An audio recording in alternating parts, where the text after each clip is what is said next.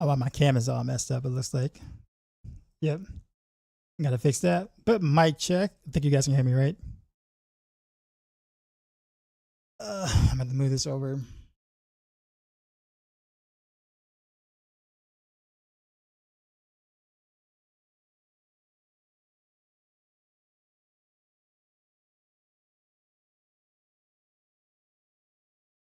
See there. Change that.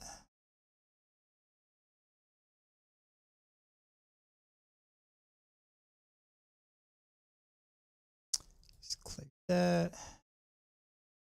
Reactivate. There we go. Blame, what's up, man? I might need to buy some mats from you. Might have to do some Bilal farming for some real off meta stuff. Have you came across anything in the recent? My power went out on Saturday, so I couldn't stream, and then yesterday was Sunday, so I'm like, yesterday's my day off to do much of nothing, which is mostly what I did.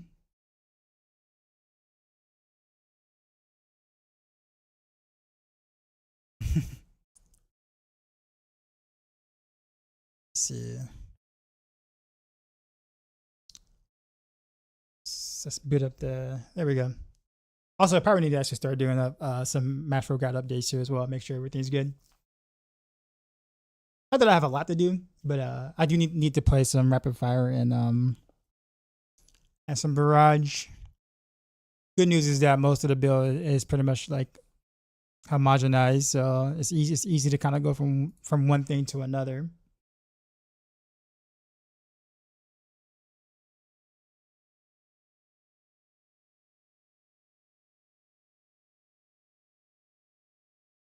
Off meta stuff. Well, actually, ironically, I mean, not ironically, but most of the stuff I have been doing is pretty much off meta. Because those are the builds that I'm responsible for on Mastro. We're not any of that were part of the actual meta. So I did Random Arrows, Heart Seeker. I might do some pure Blaze Shift stuff. I know I got materials to do some Blaze Shift things, Blaze Shift Heart Seeker things, 1-to-1, but which actually seems to function quite well. But kind of like almost a macro is kind of necessary, and that's not cool. It's kind of hard to say more Azure builds are popping. I'm not surprised. I'm not really cool with that either. Oh, Blame, I'll take that Fist of Fate from you. I don't know if you still have it in your stash, the one that GA Lucky hit or whatever.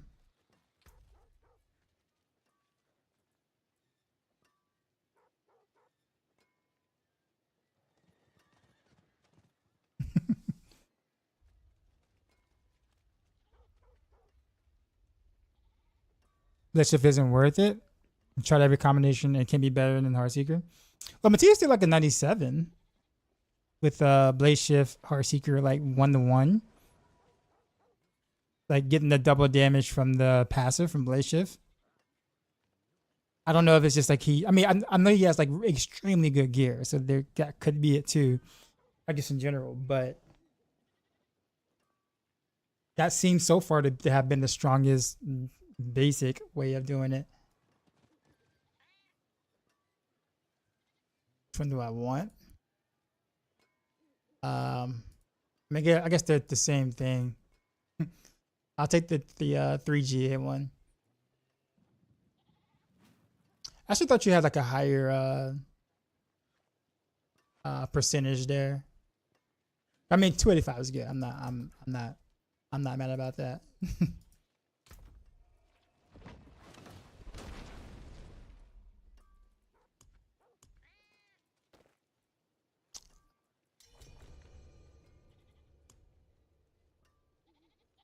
But yeah, I think but yeah, like I said, the whole Azrath thing is actually not surprising.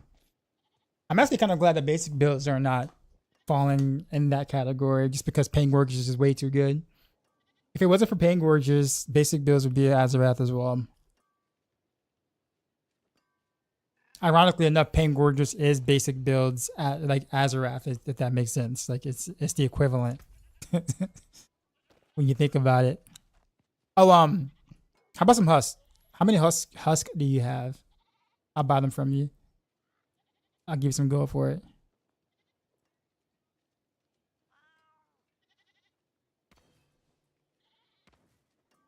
I don't know how much they're worth. He said 400. 2 Bs. He said you don't need gold. You're rich. Okay.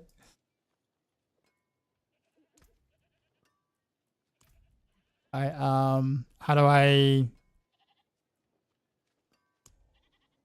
guess you can just edit offer. Well, I can't edit. How do I edit? From here. I can only lock in.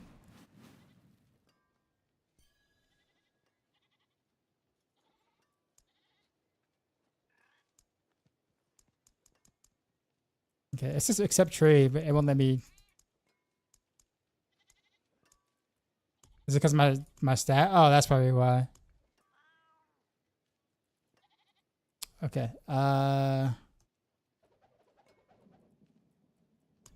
There we go.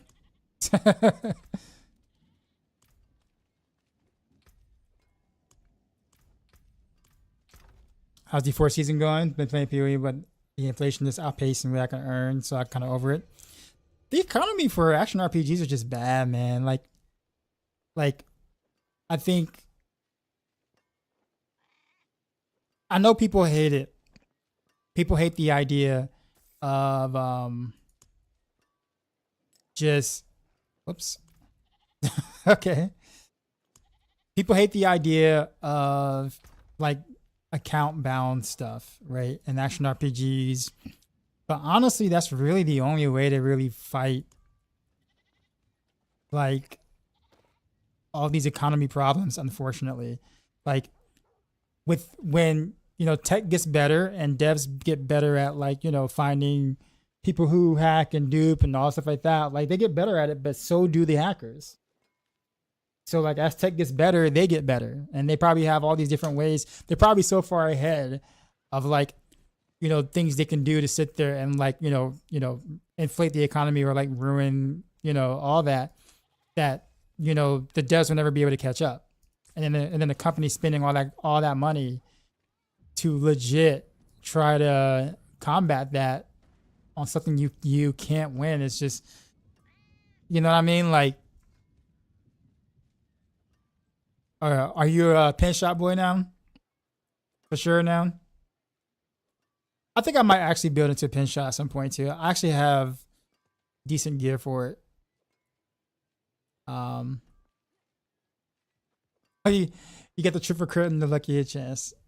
Nuts.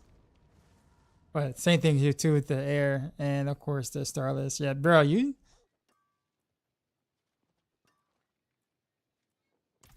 refresh.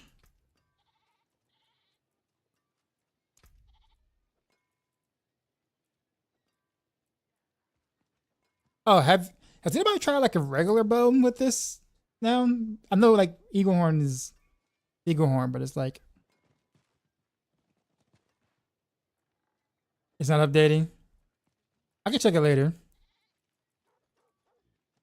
But yeah, like has anyone like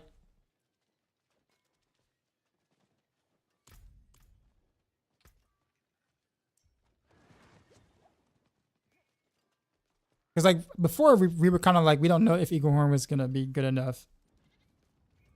And then Eagle Horn, you know, looked really, really cool.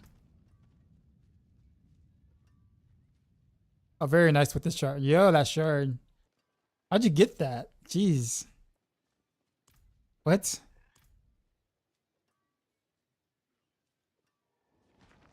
I would assume like the like a regular bow would be more damage. You just miss all the wall bounces though. Like so like you would get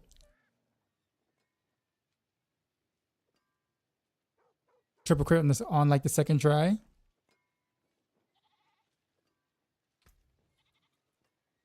Yeah. Yeah, I haven't actually so like my power went out on Saturday and I just didn't play. Um it looks like I'm being invited to do strong rooms. You want to come along? Marcus, what's going on? Yeah, I didn't get to play at all on Saturday, and then yesterday I didn't play just because it's like my day off to do nothing. So I'm like a couple of days behind. I haven't done anything. So now I'm trying to figure out what I really want to do today. I got some blade shift stuff, but I need to do um some rapid fire and barrage things because I promised, but I need mats for that. Is the Andario's Vigil still viable? No. It hasn't been viable in like a long time. But there's an Azarath sword that basically builds exactly like Andario's. So if you like the idea of building into a proc based thing, Azarath is basically the same thing, just without the damage over time. It's just damage. Yes.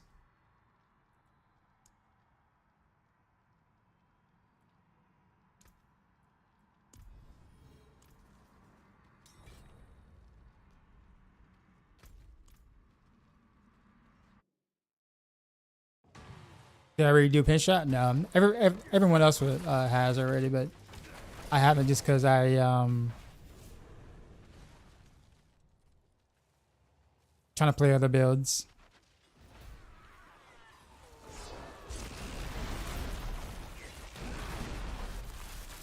I might make one just because it's super easy to make. I literally got all the gear and pieces for it. But I might do that later. How long did the 97 blade shift run take? So it was Heartseeker blade shift, and I think it was like 14 minutes or whatever. How high have you gotten Heartseeker, Blame, a chance, with your level of gear? I don't want to use my benchmark just because my level of gear is still kind of mid-ish, relative. All right, thanks. Face green smile. For the last these 3 days testing study Andorios, even with tears being GG's. This Andy's helmet so bad. Yeah, it is. Like I said, I mean,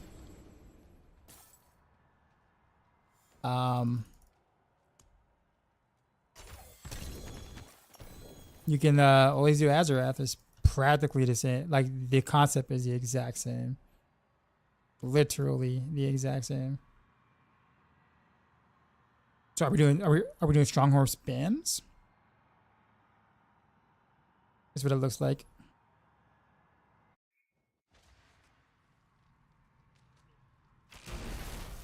Oh, okay. Yeah, so I guess it's just that. How was your 90 though, Blame, for Heartseeker?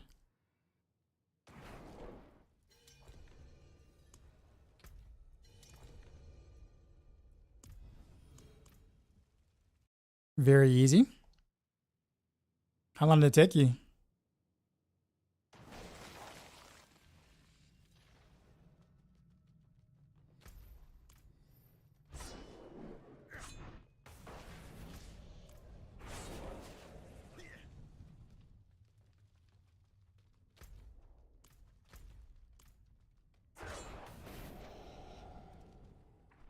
What is this? A stronghold on him. 90s and Heartseeker was faster than your 90s in your pin shot? Really?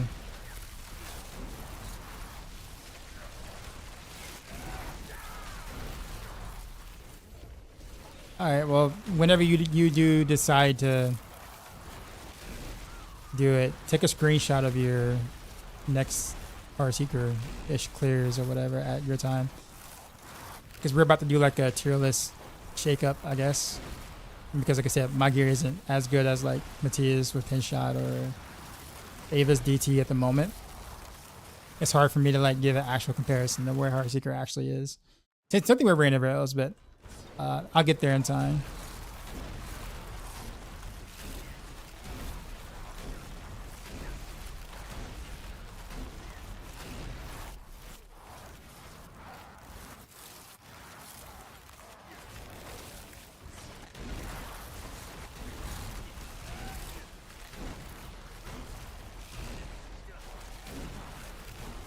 Did you go close quarters combat or did you go victimize?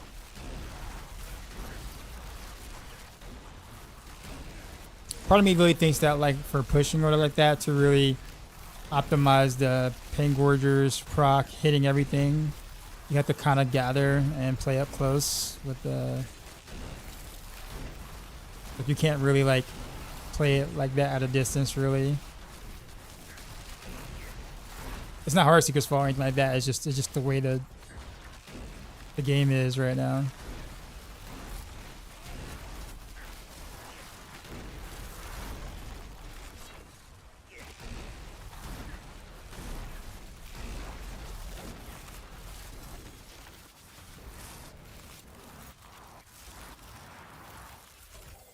And there's nothing really different with the CQC, right? It's just it gets going from one key passive to another.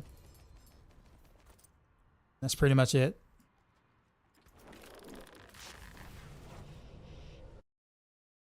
Maybe cheap shot board instead of like exploit weakness or something, but other than that. Playing trap rogue? No. Nope.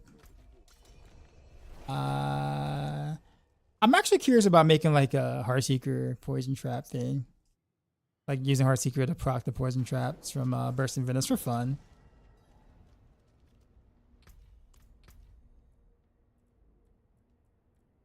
I think that'd be kind of cool.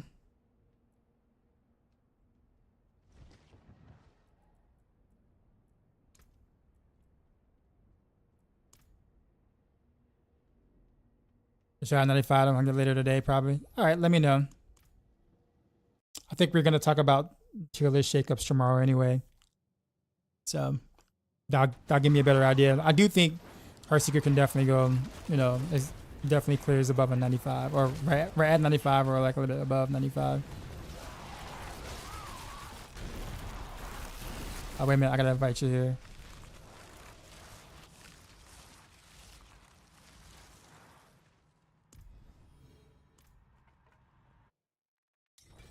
Did you find Carlos? Yeah. What's up, man? You doing Invigorating Strike, bro? Nice. I gotta make sure. I gotta update that guide because I didn't put Pain Gorgers on that like I should have, like with Heartseeker. So I don't know if you're doing Invigorating Strike, bro. Make sure you're doing that with Pain Gorgers and not Grasp of Shadows.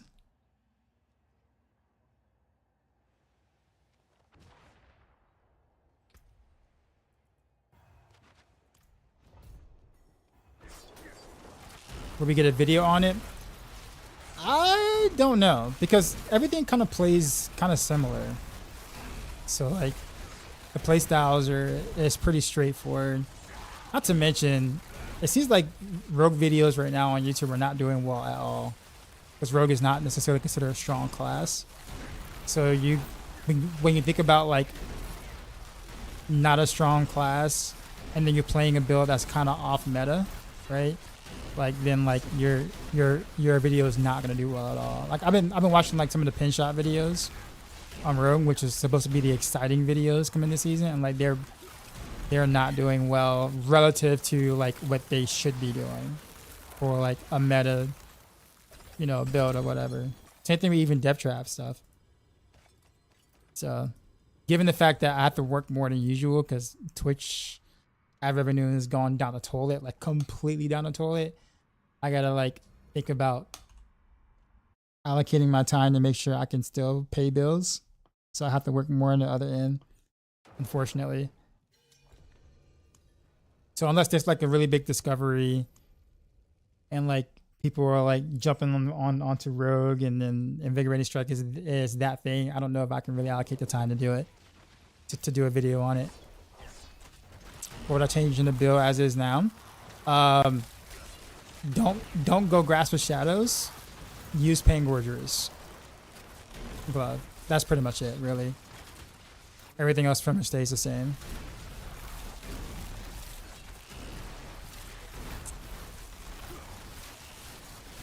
Pangorger's is significantly better than Grasp of Shadows.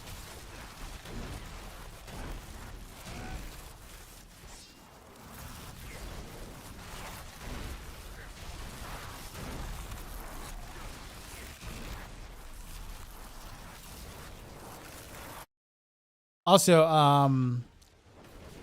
go with poison grenade. Like the poison smoke grenade. Use that. So you can proc your pain gorgers. Topaz on weapons are more damage than emeralds? How come? That doesn't seem the math. I don't doubt you by any means. I wonder why that's the case. Yeah, pain gorgers gloves. Pain gorgers doesn't for up. Yeah, okay, yeah, that makes sense. That makes sense. It's goes off of vulnerable damage though, right? So maybe I should be rolling vulnerable damage everywhere instead of crit damage and like the actual stat.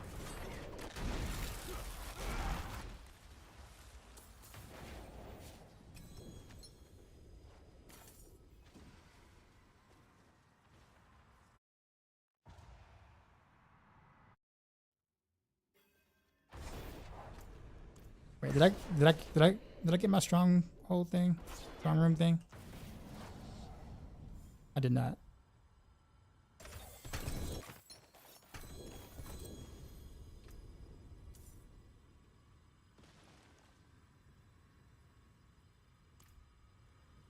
Oh, actually I kind of want that ring.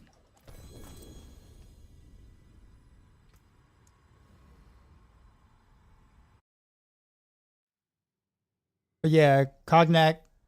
I mean, that's pretty much it. And like you'll feel your invigorating strike build be significantly better. Oh, by the way, also too, I don't really mean to make it sound like I don't want to do videos anymore. Like, you know, by any means, I do. It's just like maybe other content creators don't really talk about it, but man, it is an absolute really rough time as a content creator or in the content creator space.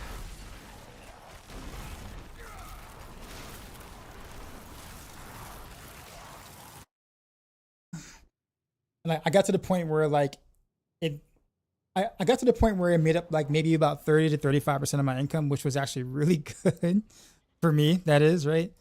So for it to go from like 30 to 35% to like maybe 10 to 5% now, like really hurts.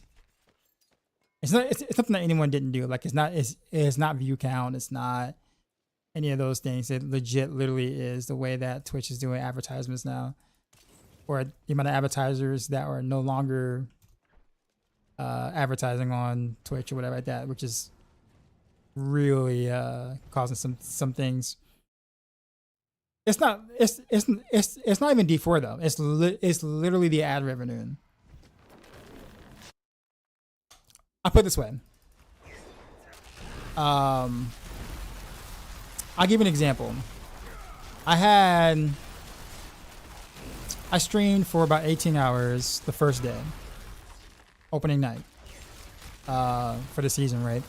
I average about 90 to 95 viewers, which is roughly what I normally do for like an opening night like that, like, or you know, opening day stream. Okay, usually ad revenue, you know, doing 3 minutes and 30 seconds of ads per hour, which is not a lot, but and because I'm not trying to bombard people with ads, but usually that will equal to about $120 to $150 of ad revenue for an 18-hour stream, for a stream of my size at 90 viewers, or whatever, right? You want to know how much? Guess how much ad revenue I made this season? Opening night, 18 hours. Take a guess.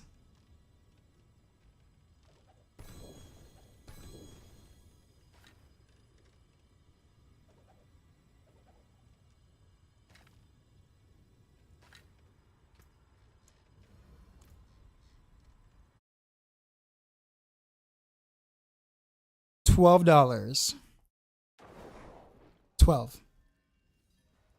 $12 was my ad revenue for 18-hour stream. And again, I don't run many ads on purpose because I'm not trying to bombard people with ads, but like to go from averaging $120 to $150 of ads for an 18-hour stream to $12 is like ridiculous. Like, what in the hell? You know what I'm saying? Like, I can understand, like, you know, like, you know, a 50% drop off would be fine, you know, but like, that's just bad. Like, bruh, like, and when you're choosing to, like, you know, do an 18-hour stream, you're not working other jobs, you're whatever, so you lose money elsewhere because you're choosing to stream that long, right? Which is fine. I had no problems doing it because I mean, at least it was like, okay, well, I'm losing money, but it's not like I'm bleeding or anything because I'd rather be streaming anyways. You know, $12 for 18 hours is absolutely bleeding. That is.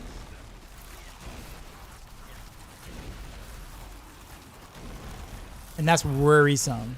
And again, I know maybe other content creators may not be talking about it because I don't want to say it's like a taboo topic or whatever.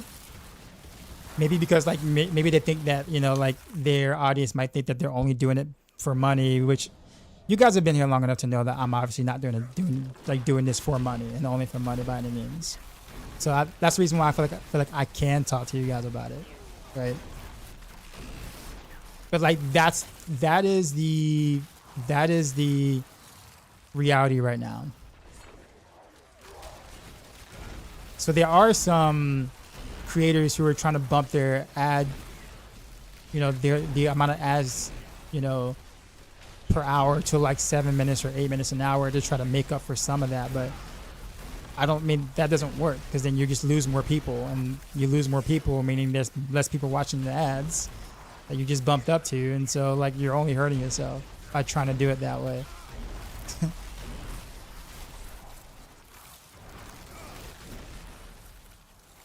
You can sell a 3 GA piece of faith for $75 on Discord. That takes less time than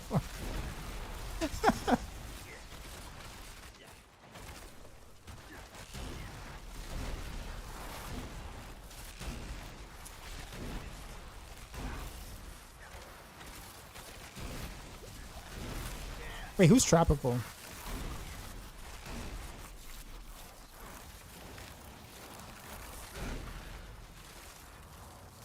Wait, and why isn't Blame in here? Wasn't Blame in there? Or did I just not invite him? Oh, you left. Oh, okay. I know.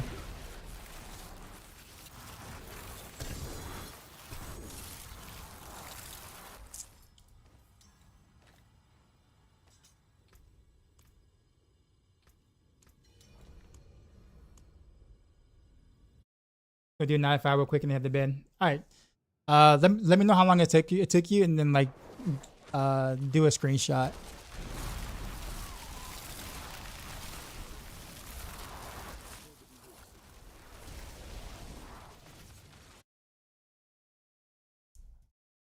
I'm assuming you're good.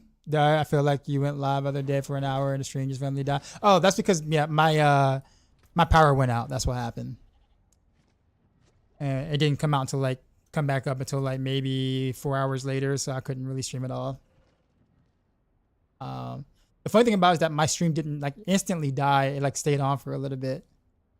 It seemed like because Twitch said I was live for 50 minutes. I'm like, ain't no way I was live for that long before that happened.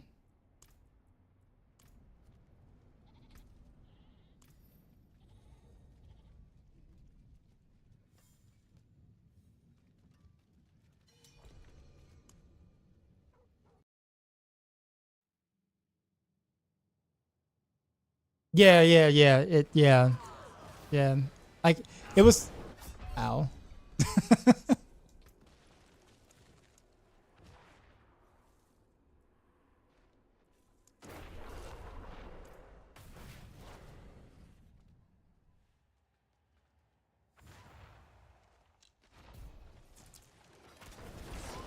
Missing mouse in your neck. How much damage that equate to? Quite a bit. Not that maximum resource is bad, but like Malice, considering that you get 2 multipliers from Malice, like that's pretty big. That's like a whole nother like GR. Oh, sorry, that's like a whole nother pit tier. Probably slightly more. Because you always have access to knockdown too, with the poison trap.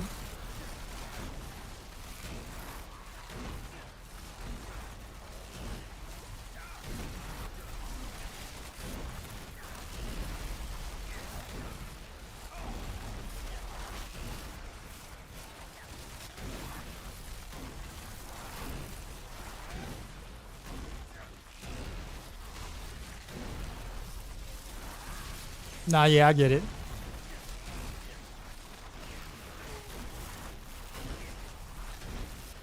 This year weekend, but you died in the floods.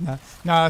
Sunday's like my day off. I took a break. Probably Sundays and like Thursdays usually. So like I'm streaming like five nights a week instead of 6. But yeah, if it wasn't for the whatchamacallit, yeah, I would have.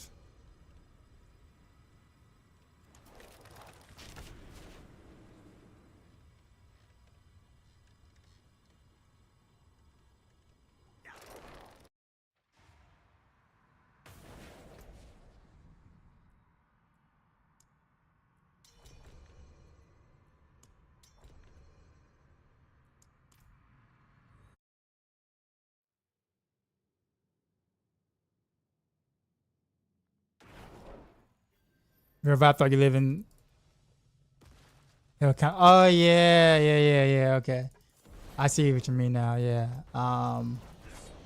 Yeah. No, I'm safe.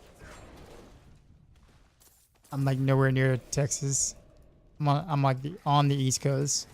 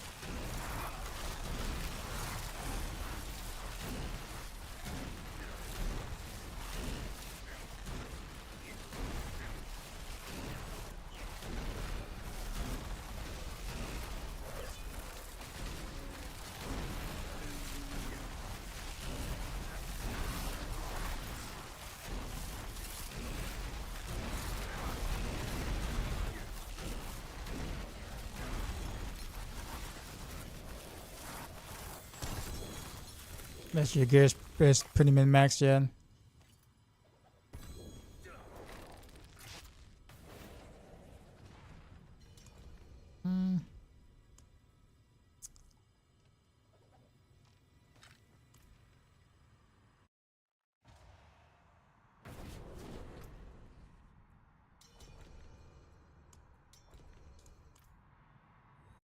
This is really good for masterwork and mats.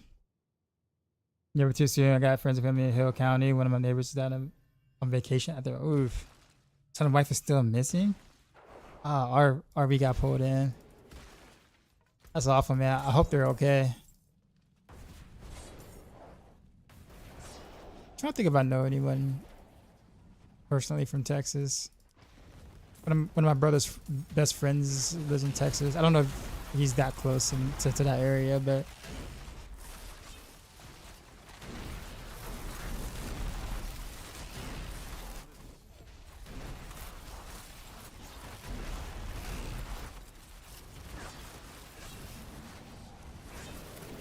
I can't even get over there.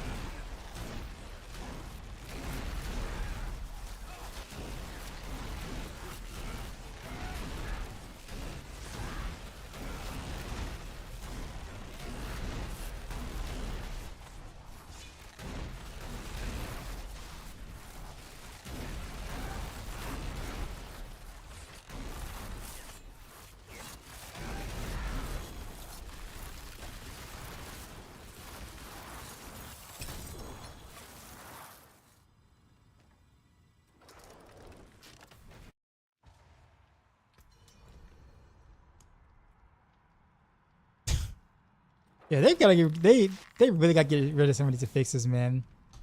Like, why is 1,000 life per second a thing on an amulet? Nonetheless, or an X% chance to heal for like 73 life.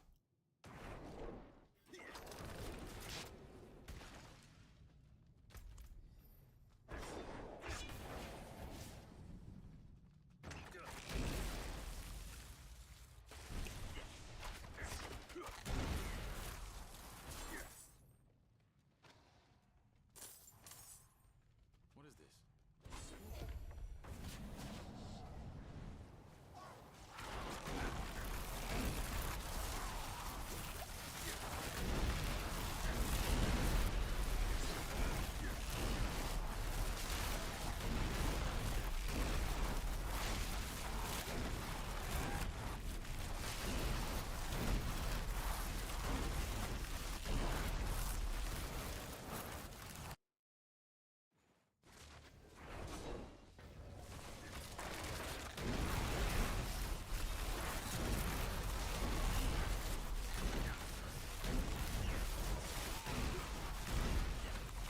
Can't find a single GA amulet with the skill on it. Non-unique, of course. It's too hard, yeah.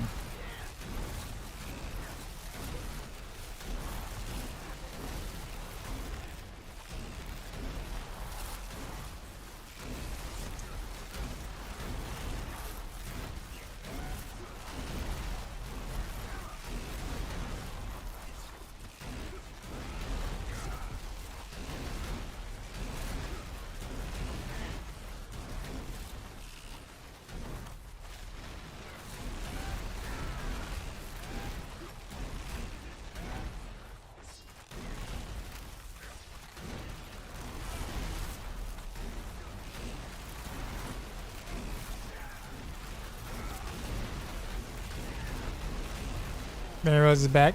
It never left. Rose has not been bad since before since before the expansion.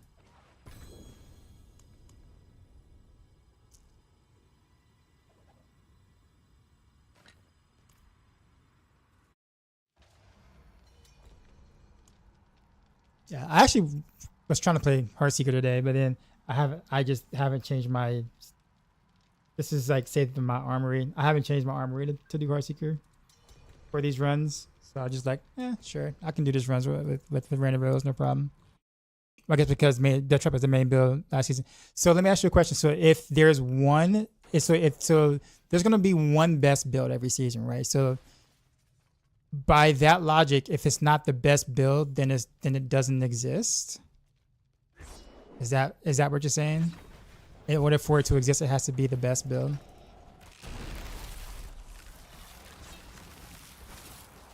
Because that's what I'm getting at when you're saying it's bad. So in this case scenario, then no, Random Rails is not bad because it's not the best build. I mean, it's right there with Death Trap and Pin Shot and all those, like maybe like a tier or two below that. But technically speaking, on a numerical value, Random Rails is not as strong. Maybe like 50% weaker-ish, which is really not that bad at all, really. But yeah, it never it never went away. It was Rogue's second best build last season. Because that Death Trap was better, obviously, and was way easier to play, and you were immortal, and you know all these different things. Then the best consistency is that's what you see as the season before. Yeah, that's because people play with what's in S tier, and then that's kind of usually it. People tend to not play other stuff that isn't the best. That's why you don't see it. So that's normal, right? Yeah. So I guarantee you, let's say, let's say, I'll give you an example. If Random Rails is like 10 GRs better than every other build, then guess what? You will see Random Rails being played.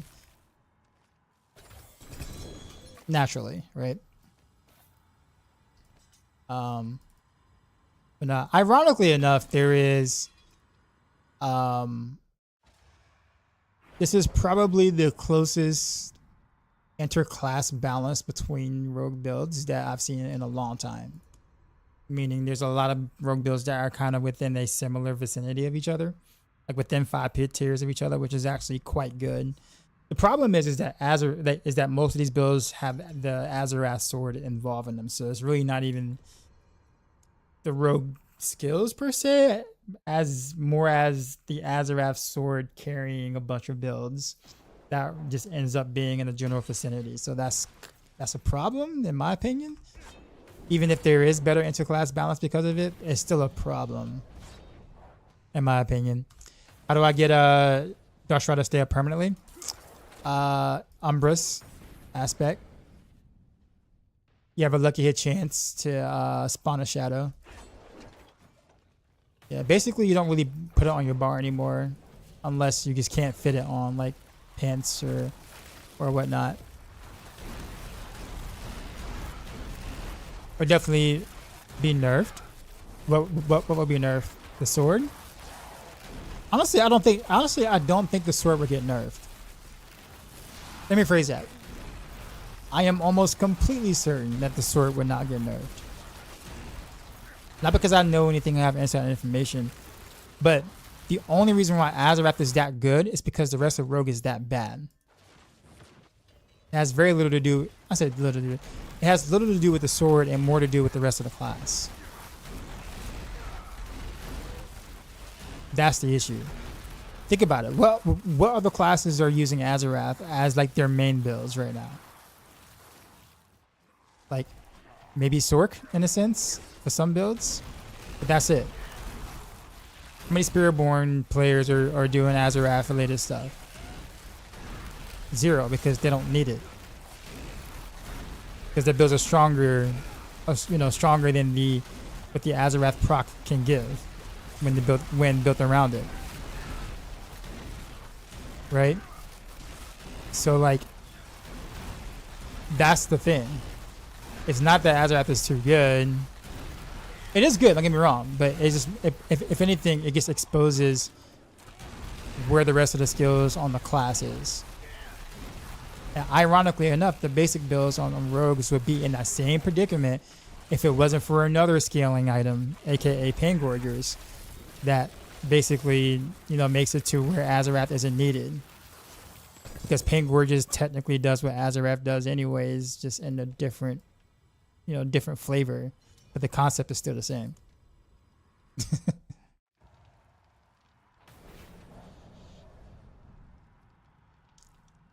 So, with that being said, no, I don't see that sword getting nerfed. I can't see a reason why. When basically, if you want people to not play Azarath builds, then other things just need to get buffed. Like look at Death Trap, right? Like Azarath is very close to Death Trap. They're like kind of ish, neck and neck-ish, maybe a tier apart or whatever. But it's like, you know what I'm saying? But like, Death Trap can compete. But it's still like you look at Rogue at the top of the ladder, and I hate using Pit as an example, but I kind of have to here. You look at the Pit clears and stuff, and you realize that Rogue is at the bottom of the totem pole, already, and DT is the highest clear, right? And DT is like matching Azarath, so you kind of see what the problem, like you kind of see where I'm going at with the problem. Fully vested in this Invigorated Stride build. Cogni King, do me a favor. It's probably tonight or tomorrow, whenever I get time. I'm gonna have I'm gonna push another update for all the builds, including Invigorated Strike, and I'll have the correct gloves for you too there as well.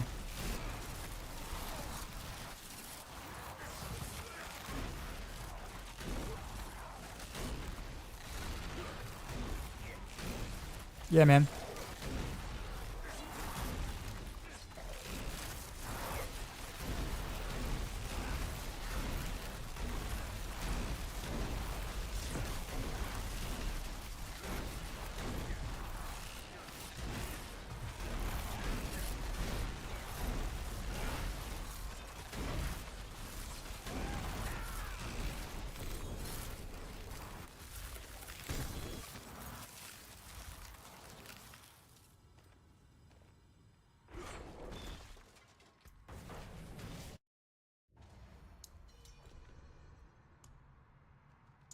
Also agree with you about how many seasons now we're without any meaningful rogue changes. Really, they just ruin everything over and over. I agree, but I do want to keep the perspective that we're not alone. Right? Every class's core skills are bad. Every single one. Some classes are more fortunate to have multiple, top tier builds, I guess you could say, for some seasons, aka Necro, aka Spiritborn right now, I guess you could say, having multiple builds that are considered really strong. But yeah, I mean, while rogues skills are in a pretty bad spot and over reliant on Shadow Clone or at this point Death Trap, we're definitely not the only ones like complaining and having those issues. But I mean, you never know. Like with the core skill update or whatever they do, maybe we'll see something. But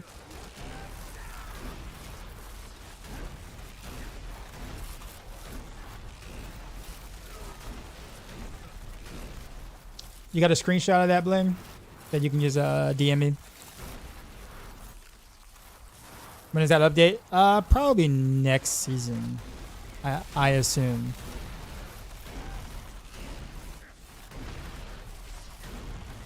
Not that Spiritborn has room to complain, but I would argue other builds are essentially the same. Battles, and yeah, exactly.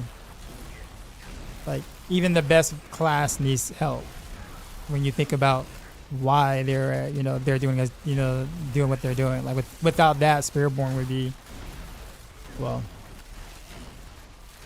was the first person I went to sound out about map type boss.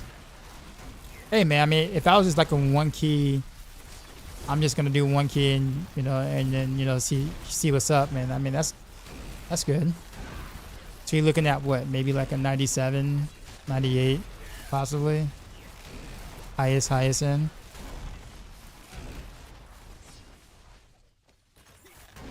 Ultra geared out, malice on amulet. A little bit more dex from Paragon, maybe.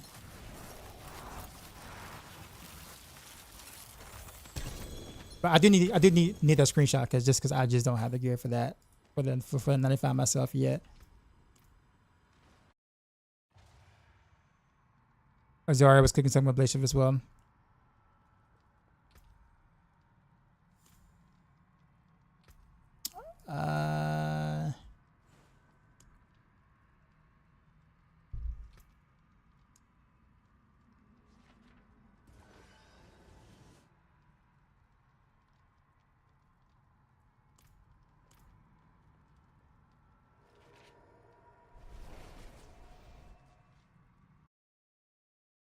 Yeah, but yeah, Matthias did like a 97 with Heartseeker Blade Shift combination shenanigans, which I thought was really cool.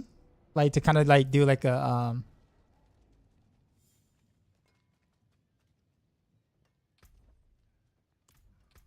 I do think that like I would like to talk more about it and be like, yo, maybe we maybe this is a thing, but it's like that's literally recommending macros in the space, and that's not cool. Like if it's like a personal plan or something like that, sure, but like when people are asking, hey, maybe put this on macro, I'm like, I can't. Because like literally I am recommending you a macro and I can't do that. Because you're not gonna go, left click, right click, over and over and over again. It's hard to play without. Yeah, it kinda is. Think of it like this, Blaine. Think of it. Actually, did you play towards the beginning of D4? Did you remember when Twisting Blaze was combo points and they just did a 1-to-1 rotation, like puncture, blaze shift, puncture, Twisting Blaze, puncture, Twisting Blaze kind of thing, where people just kind of rotate between left click and right click? It's exactly that. Literally exactly that. And people just macroed for that. And there is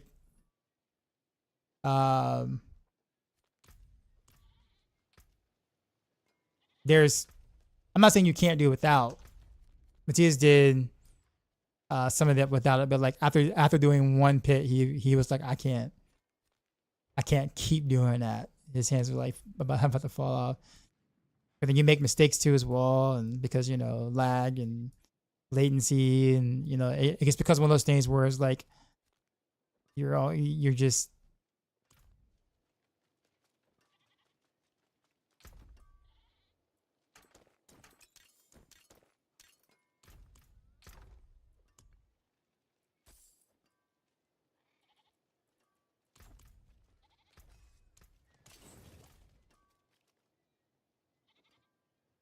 my hands are hurting even with hard seek when I use right click instead of shift.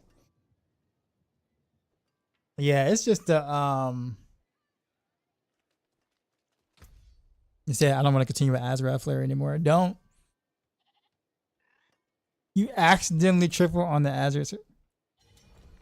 Sure, it was an accident. I'm sure it was an accident. Total accident. You did. Of course, you didn't purposely mean to do that. No, of course. Why would you? Why would you What's my favorite rogue build at the moment? Honestly, Heartseeker probably, but like my favorite. Oh, of all time. Gotcha. Sorry. Rapid Fire. I would say season 1 Rapid Fire.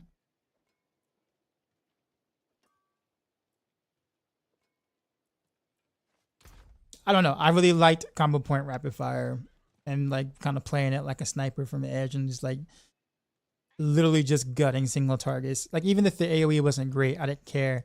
Just the idea of just like murdering your opponents like with a single shot just felt so good. I really miss Rapid Fire, man. I'm so mad it's like in the state that it's in right now.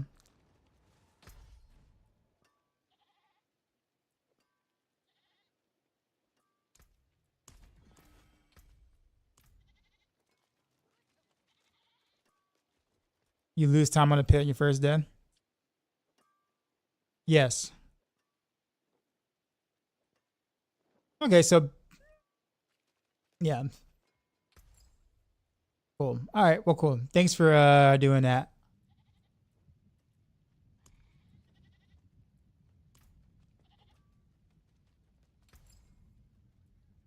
Andy Barrage was peak rug.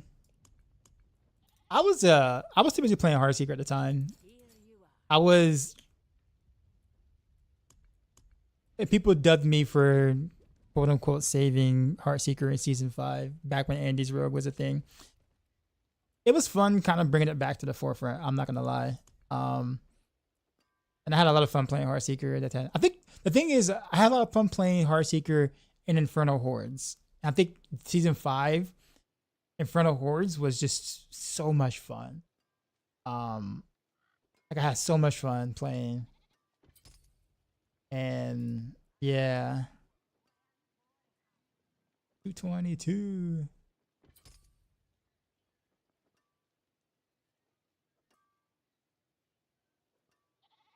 I blame. No, I'm good. Appreciate you, man.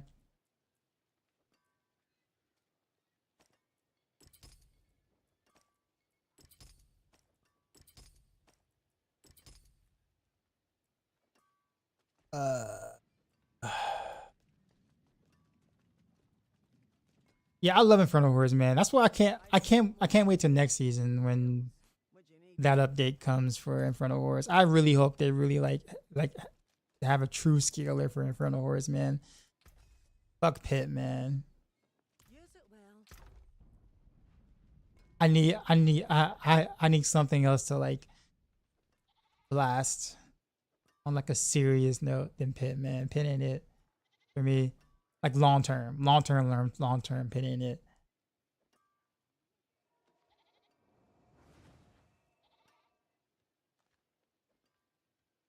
Oh, Blame, before you go to bed. I know you say he's gonna go to bed.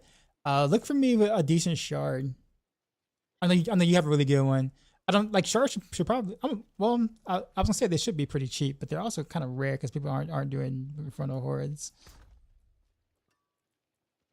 But that's probably the biggest upgrade from my Heartseeker. Everything else is more so masterworking properly, which I did not do almost anywhere except for.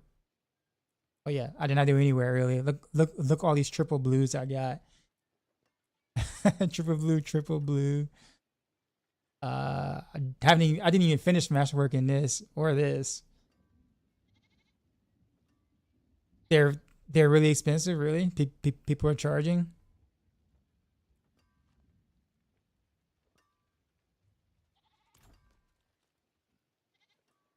for 95 bill. That's nutty. No one's gonna buy that.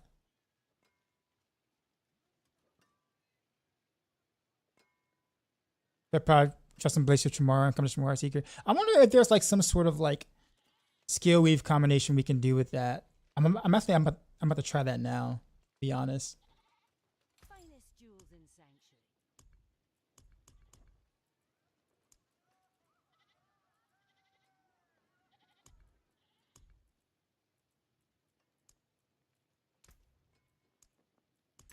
All right, we'll go ahead and kind of fix some stuff here.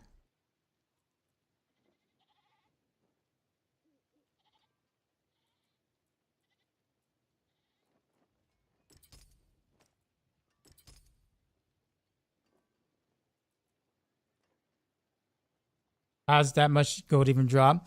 It's called here's how it works. Here's how gold gets thrown into the economy extremely quickly and like screw everything. What's my pain again? This. I can definitely use a better pain. This is like good enough, but my pain could definitely be a bit better. So here's what happens. People dupe husk. Okay, and then husk you can sell for like at the vendor for a ridiculous amount of gold. If I'm not mistaken. Let me see if I can find a vendor. Jewel, rings, amulets, or like that. Yeah, I think they go for like, yeah, you see the sale value of husk? Like 3 million per husk. So like if you dupe the crap out of husk and then you just sell like a bunch of them, then you have a ridiculous amount of gold and you can keep duping the husk for yourself to keep running math. So like you can sell these, dupe them, sell, dupe, sell, dupe, sell until you have like a jillion gold. And then of course there's bots that just do nothing but farm gold. So you have those things in combination, and then you just have so many billions of gold already on day one being like, you can also sell a stack for 60. Well, see, what I'm saying is before people have enough gold to sell, I'm just explaining how that much gold gets thrown into the market at the beginning. Now, once there is that much gold in the market, then you can start selling it to people who already have billions of gold, who either bought the gold that people have done this process to do, right? Or, well, I mean, that's pretty much it at that point. But it starts with duping something relatively expensive that they can sell to the vendor for enough gold to do that over and over again. Then to sell the gold to people that will buy the gold, like literally with real money. I mean, those people now have a bunch of gold. And then, well, yeah. And then of course with the dupe mats, people are just like, farming some of the best items, and with that much gold into the market, everything's inflated in like day 2. Or in this case, to this season, it was inflated within like the first 12 hours of the game.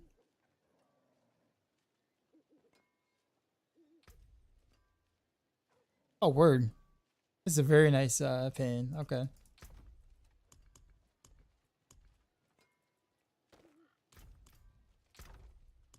All right, let's check out this weaving thing. See if I can make it like actually happen.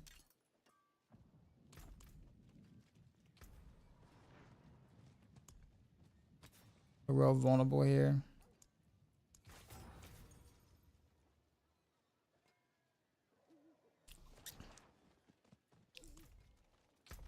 Try a better ring.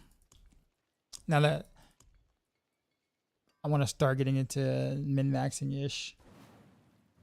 I have all res on here, do I? No, so I can do here.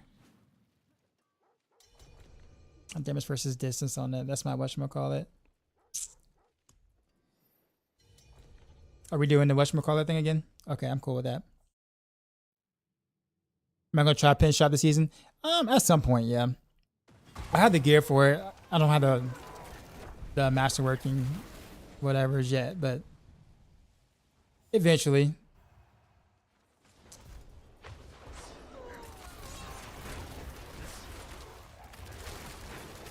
I mean, it kind of just plays like a thicker heart seeker.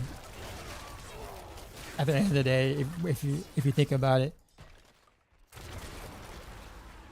instead of proccing Pain Gorgers, instead of proccing Pain Gorgers, you're proccing Azarath.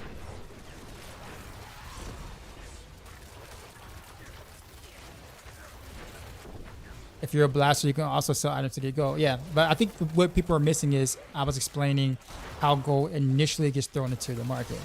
You can't sell things for gold if people don't have gold yet, right? But how do you get gold that fast? Well, there has to be a method for you to do it. So yeah, once people have the gold, then you could sell to people who do have the gold.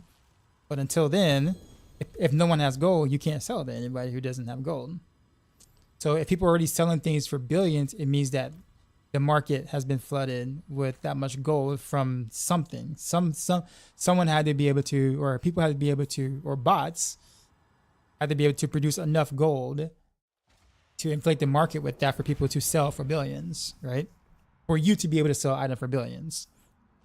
How's your Heartseeker coming along? I haven't actually done much with it, to be honest with you, in the past couple of days. I haven't played in 2 days.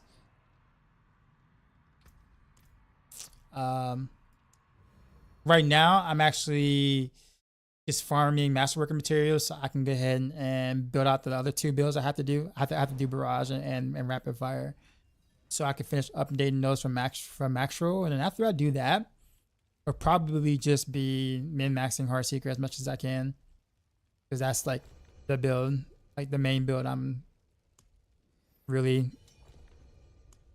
want to play. Maybe Rain of Rails. We'll see. Rain of Rails is actually not that bad this season. Like the victimized version. Have I pushed the foreign pits? No. I don't like pushing pits. Watching paint dry gameplay is not my idea of fun.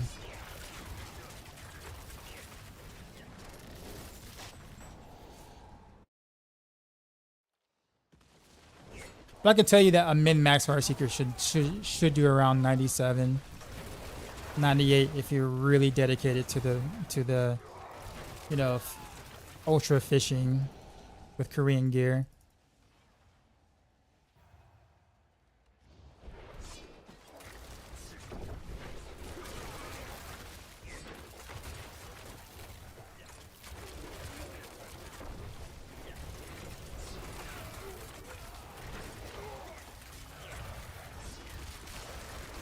Still plan on making rapid fire build. Well, I've already made one, but yeah, I do plan on building it out. Yeah, I don't have any big expectations though for it. But if anyone has a Scoundrel's Kiss just laying around, just cause for whatever strange reason you may have accidentally put in your stash by accident, like a 4GA Scoundrel's Kiss or something, let me know for testing purposes. And doing 50's Poison Trap Barrage at the moment is pretty fun. The Poison Trap thing with being able to proc it is actually quite a neat mechanic.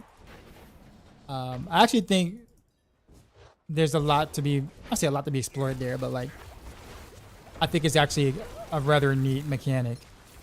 But because it's not, listed as one of Rogue's best builds, people aren't playing it. But yeah, you can do it with Barrage. You can do it with Dance of Knives. You can technically do it with Pen Shot or Heartseeker as well in terms of proccing the poison traps or whatever. It feels like Rogue this season is like literally proc based gameplay. You're either proccing Pain Gorgers or you're proccing Azarath, or for the other builds. For the poison builds, you're proccing Bursting Venoms. Yeah. I say all that to say that yeah, you can do that.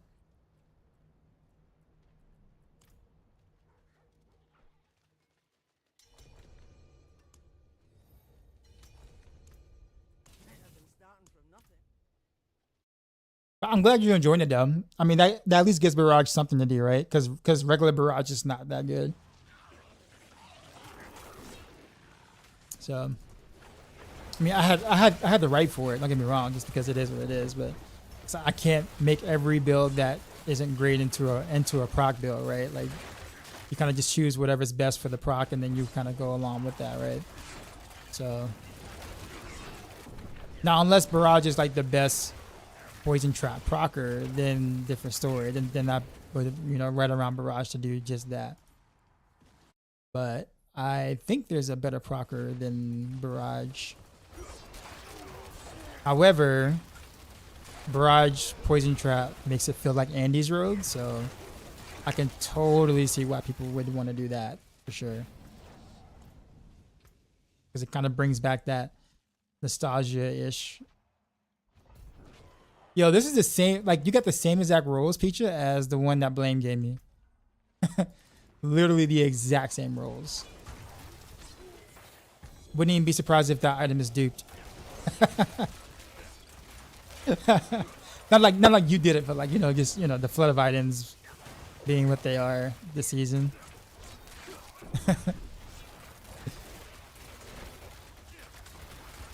Poison Barrage sound cool, but Drew Pulverized Poison is kind of goated. You got it from Bilal, you did? I bet you Bilal duped the items. That's what he did. He's like, okay, you're gonna kill me all these X amount of times. All right, I'll show you.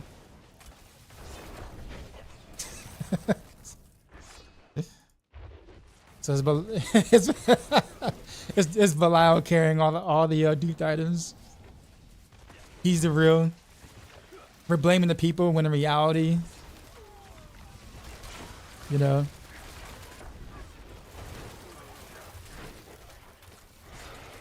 It's kind of funny because like we really did shit on the pulverized poison thing, and then ironically enough, it's actually good. But when it was introduced, we were just like, what? Like, nah, bro, this is not what pulverized needs, and like I don't like.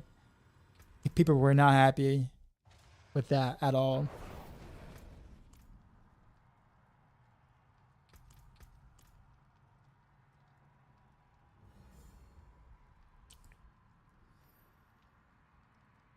So I think it's kind of funny to kind of see that now on the forefront, or not, or I don't want to say the forefront, but like being like played.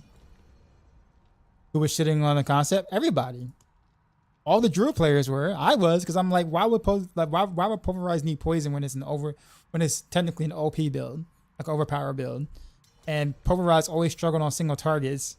Right, and then you just gave it more AoE. Like AoE wasn't the problem. Like that's what all Druid players were saying initially. And I totally understood why they felt that way. Like I get it. I'm like, yeah, that makes sense.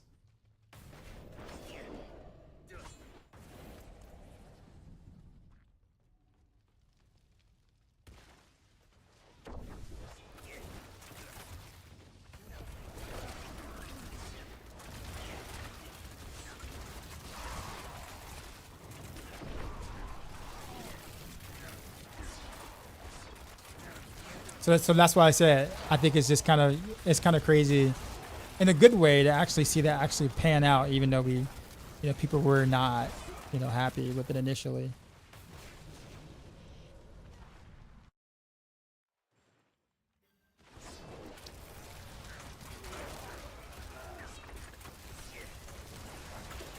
Yeah, I'm glad you're liking it.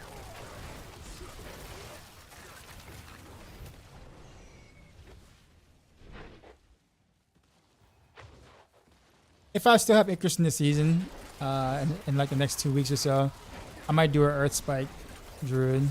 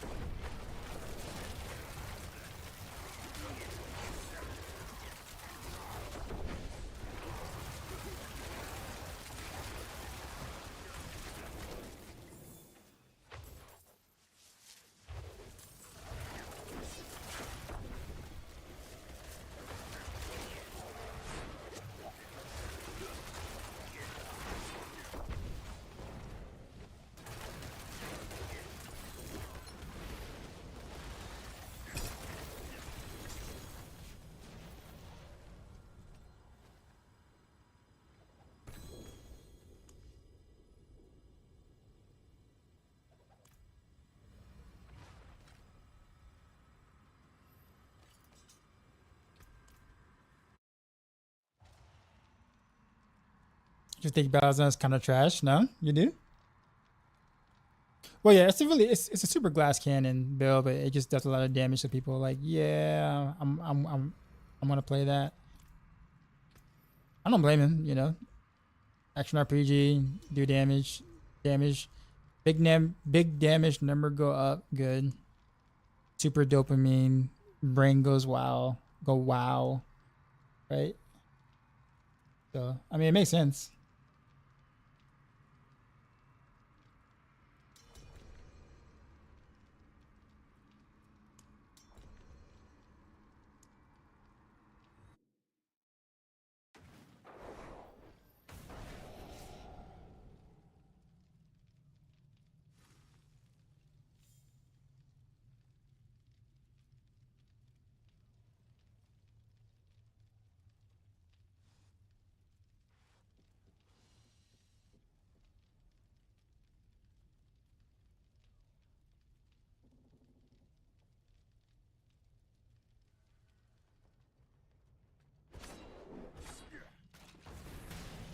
Andy's punk. All I want is Andy's puncture back. Technically, you can do the poison trap with Andy's if you want.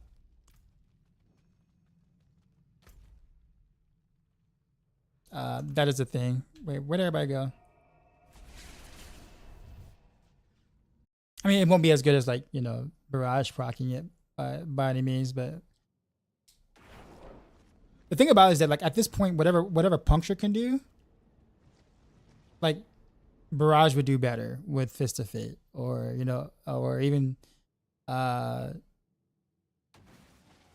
what I'm saying? Like, because at that point, it's just a matter of what procs it better, what has better lucky hit, what can proc it better, sort of thing.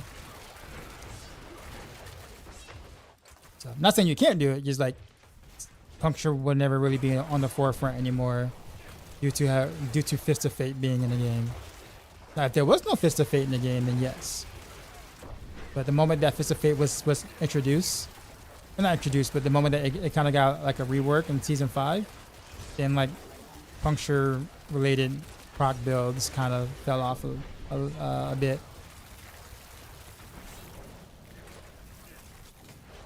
You think cold pin shot feels close enough to Andy's Barrage? There's a cold pin shot now,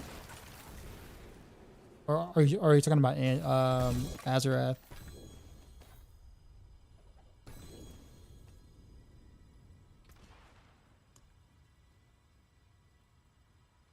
Oh, okay, yeah, okay, okay. Making sure I wasn't missing something.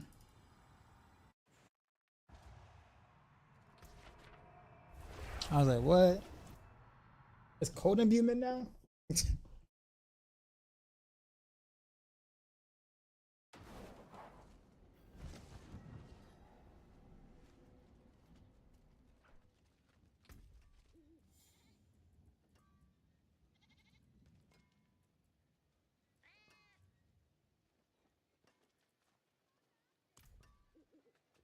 Did I get any flooding? Where I'm at, no, I didn't.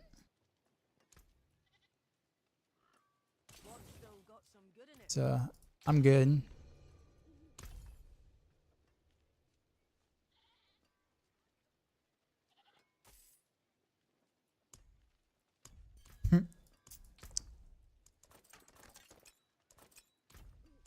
See some steel you need. Let's put this up. No imbue, but just have the cold stuff with couch. That's just it. Oh well, then I mean, in that case, then every rogue is cold, right? Death Trap is cold. Cold Death Trap. Cold Heart Seeker. Well, you got Cold Club Heart Seeker, but yeah, then every build is cold. Then at that point, if we're including the Caltras part of it. I mean, you're not really stacking much of the cold stuff, right? It's just the Azarath and pretty much it. Like, sure, you got the whatchamacallit, right? But like, that's not really. Yeah, it's just mainly just the Azarath. I mean, every build has Frigid Finesse in it.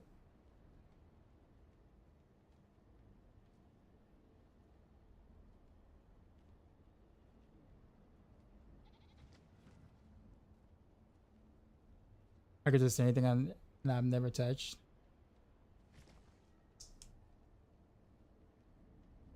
Everyone else use penitent? Yeah, basically. Because it's the only damage boots available. Look, if you just want to do more damage, you go penitent. You got the option of like beast fall boost for some builds, like some basic builds, in case you get like a really like a triple masterwork on the maximum resource on the boot. Whatever, you can do that, but on like a min max build, penitent greaves is still like slightly better. yeah, everybody's pretty much cold. Yeah, at that point, everybody's using some sort of cold.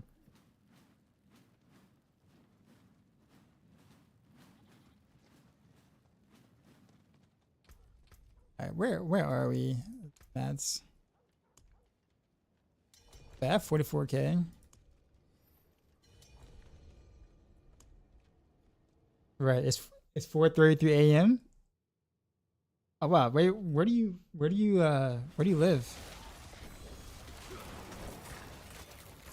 Are you like Spain, Portugal area?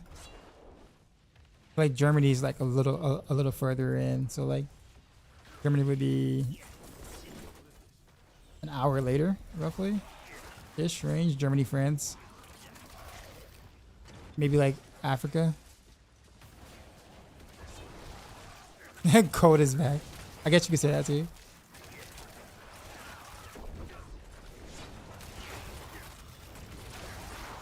Oh, United Kingdom. Okay, I was.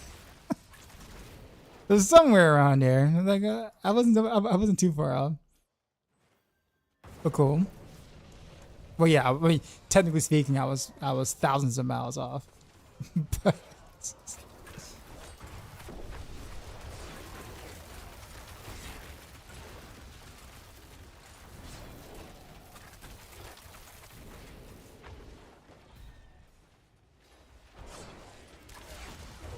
no way he said Africa. Nah, man, I didn't say that. You're hearing things. I have no idea who said that.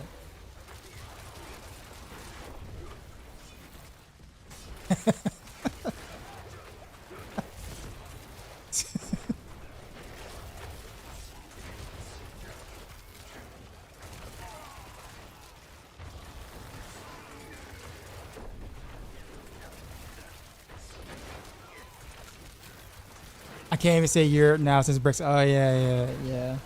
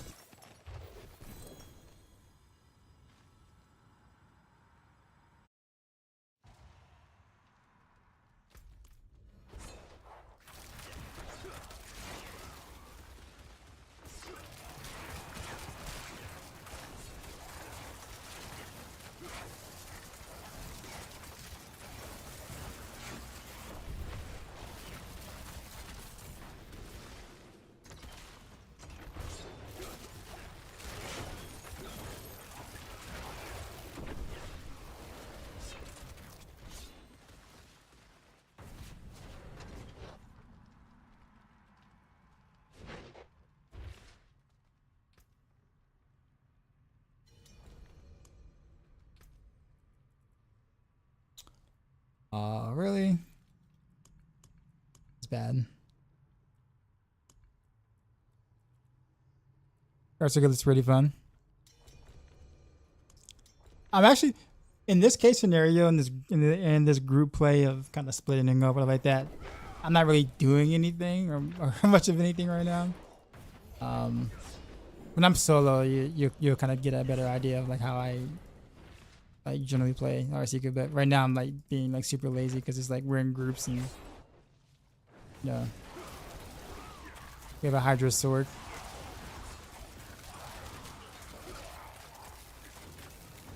The arrow seek, yeah. Die wise, max Paragon 300. Did I expect the people to play 3 months straight every season? To give people something to do, like just like how like Diablo 3 had, technically a max Paragon of like 20,000. right? But like no one ever reaches that, like, in any season ever, or even get even remotely close to it. Some people have reached it in like non-season from playing over a decade and botting, of course. But yeah, I think it's just to give people something to do. Honestly, C number go up, dopamine hit, those kind of things. But considering how little it really matters on the overall grand scheme of things, I mean, it's hard for me to have any like incentive to actually reach 300.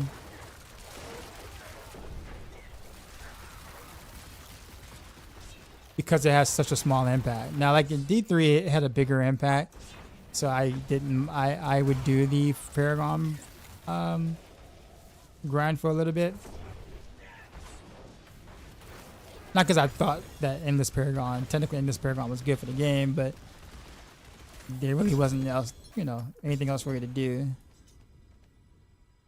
But it did keep me playing longer, though. I will say that.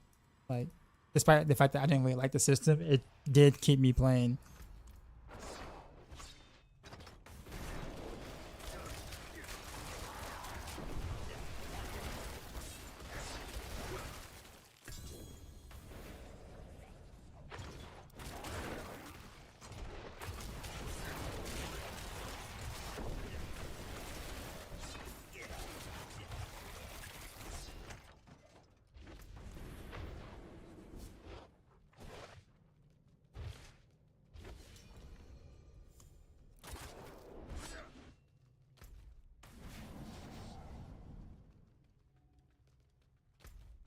Gotta wait until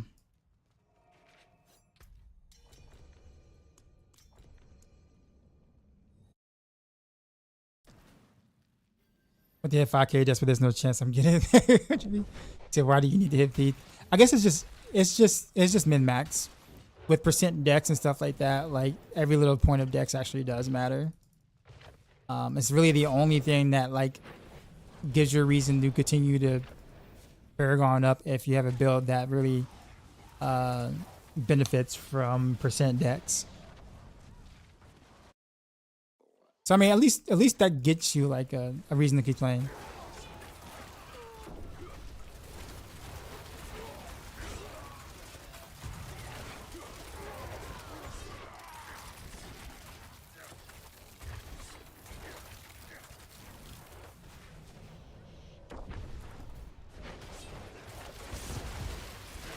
I'm in this group with you. Who are you?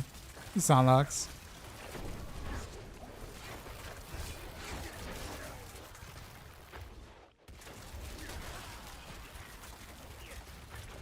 Oh, you're ice. Okay. We'll welcome in. Yeah, I'm just need some master working materials for different builds.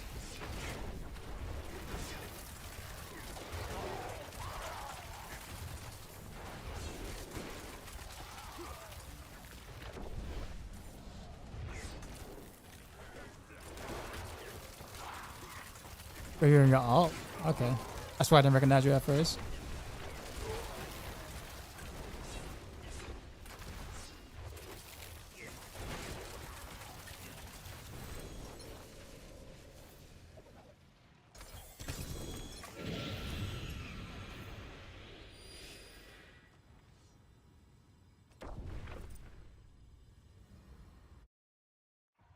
Ghost, appreciate the follow.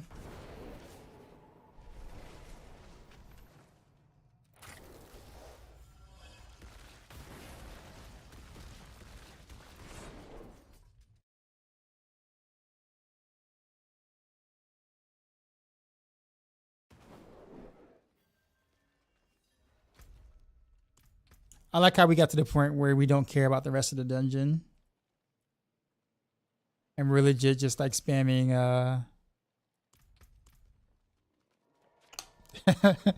just the strong room part of it. Maybe they can buff the drop rate by by double or something in terms of like actually killing the mobs inside the nightmare dungeons. Even though I still don't think it'd be worth, but at least you might attempt finishing up. I never finished Nightmare Dungeons now. Yeah.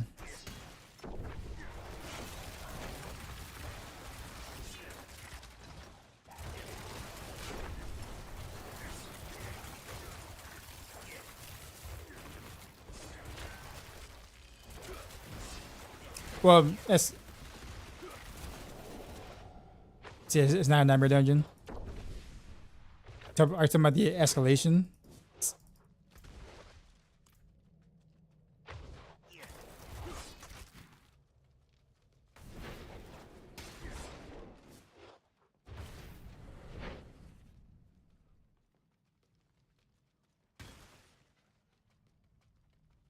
Okay. So, what is it?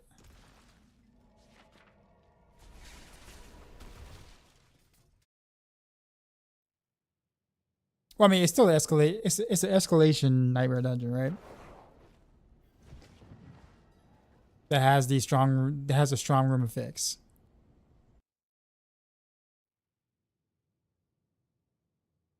What's the verdict on Big Daddy Heartseeker so far? Um, Negative. You don't need a key, really. Oh, okay. All right. Well, I am mistaken, I guess. So, what are these, if you don't mind me asking? Looks like a Nightmare Dungeon. Smells like a Nightmare Dungeon, but it's not a Nightmare Dungeon.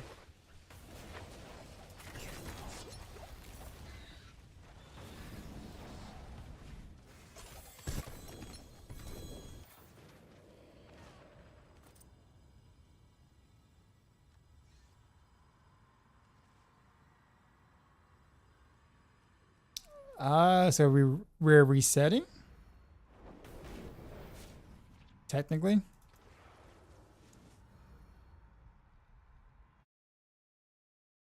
Yeah, so Heartseeker is about like a 97, maybe 98, ultra best case scenario. You know, like Orange Desert layout, best boss, etc.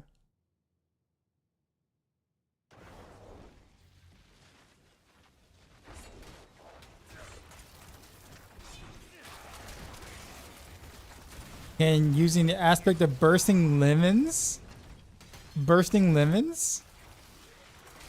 never heard anyone call it bursting lemons. That's kind of funny, actually.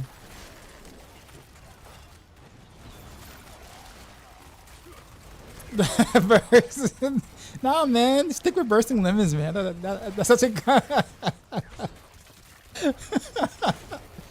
I mean, technically speaking, I mean, a rotten lemon does kind of look a little green.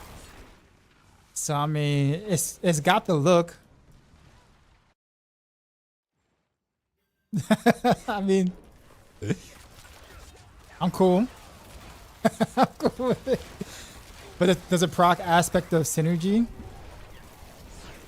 You mean like the bursting venom's proc itself? I mean, it should, because it is technically a trap. So yeah, it should.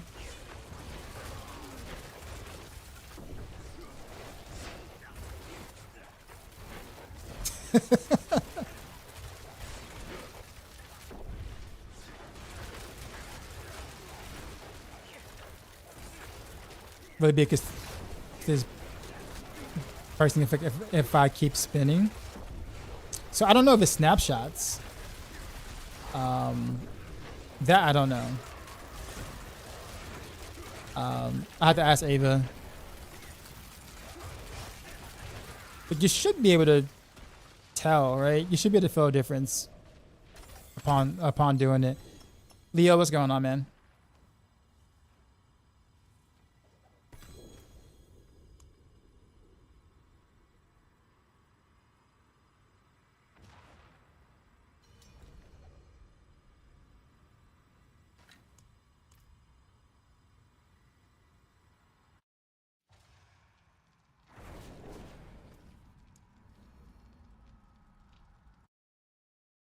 I'm gonna try Azure Heartseeker.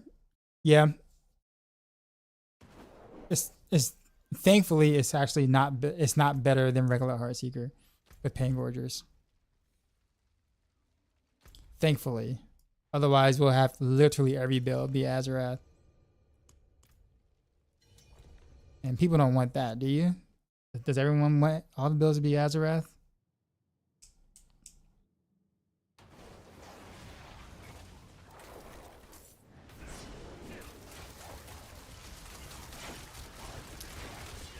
And the reason why is because Pain Gorgers is technically doing the same thing Azarath is doing, just in a different way. So, except with Heartseeker, you're still actually doing some damage yourself. Like a chunk of your damage is coming from you still.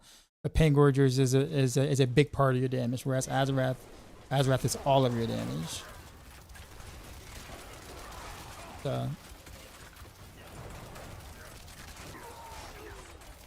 But yeah, I've done Azarath Heartseeker. I tried it a couple of times, and I'm thinking maybe like the first time I thought I guess had like a really bad sword at first. But yeah, if we had a way to group mobs, I'd be the happiest, man. I don't like the idea of having to use Cry to do it, because then that definitely forces us into close quarters combat, unfortunately, because there's no other way to group. Like, and it can, you know. Without having to lose a rune either to do it.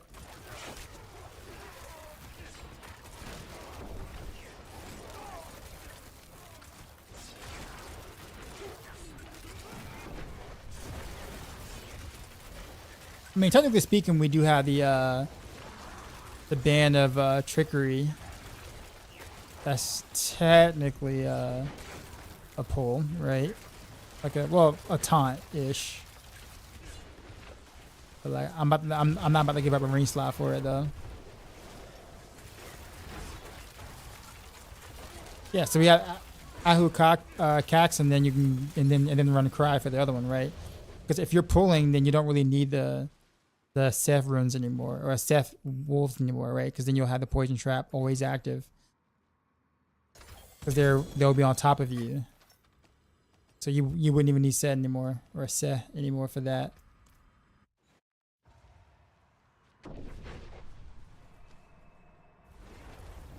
So, but even then, like I would rather not run Cry as a rune if I didn't have to. But that's like also another part of like reason why like I'm not like the biggest fan of like trying to do anything pit related, because man, like you have to legit change up your gameplay for that, again, to be very monotonous type gameplay where you're doing literally what everyone else is doing, what everyone else has to do, and there's no like, there's very little wiggle room.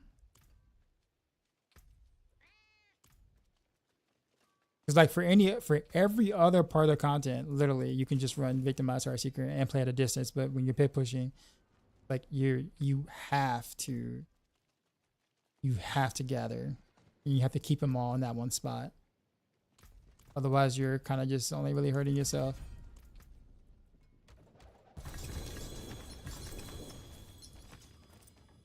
Something changed the last couple of seasons that Azarath is used now. Yeah, Rogue got weaker overall, and Azarath didn't. So Azarath was kind of always... Azarath technically was kind of a thing, has always been there for the past couple of seasons. It just wasn't strong enough. But when you start nerfing everything else, to where Azarath just, you know, to where Azarath is like the better option, and now Azarath is now ahead. Not ahead, but now it's like a thing. Use it well.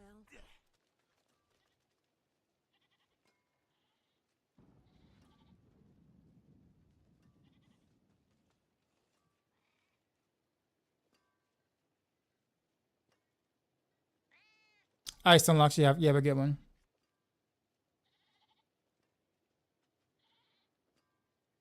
On a tournament run, Azarath can safely do pit 90 while TQC, or so you can only do push up to 880. I might have to disagree with that, Leo. And I say that just because I legit definitively have proof that TQC is not that far behind. And I can tell you that from seasonal to non-season is not a 17 tier gap. My bow's not that great. So if your Azarath is doing 90s, like pit 90, which probably sounds about there. I'm not saying it's bad. I'm not saying Azarath is bad. I think let me make sure I get that away. I'm not saying Azarath doesn't work or it's bad. I'm just saying that going with the Pain Gorgeous route would be a little bit better than Azarath. But if you prefer Azarath, for sure, do Azarath, right? But the difference between Eternal Realm and Seasonal right now is like maybe a 6 pit tier gap, roughly, because of the runes, mainly. 6 pit tier, 7 pit tier gap. So, like a 97 in Seasonal is like a 90 in like Eternal, roughly. So if your CQC or Secret is only able to do 80, then something is very wrong. Like you're missing 10 pit tiers or something. Does Poison Trap proc ticket proc every poison tick? Yes, it does. Yep. I actually tested that myself. So Caltrops procs it for the first 3 seconds or whatever, and then it goes away. But then the poison trap dot constantly procs it.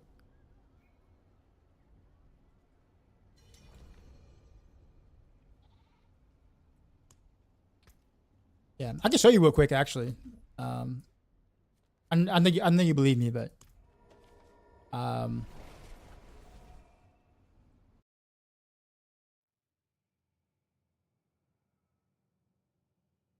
what I like is not having energy requirements are nice.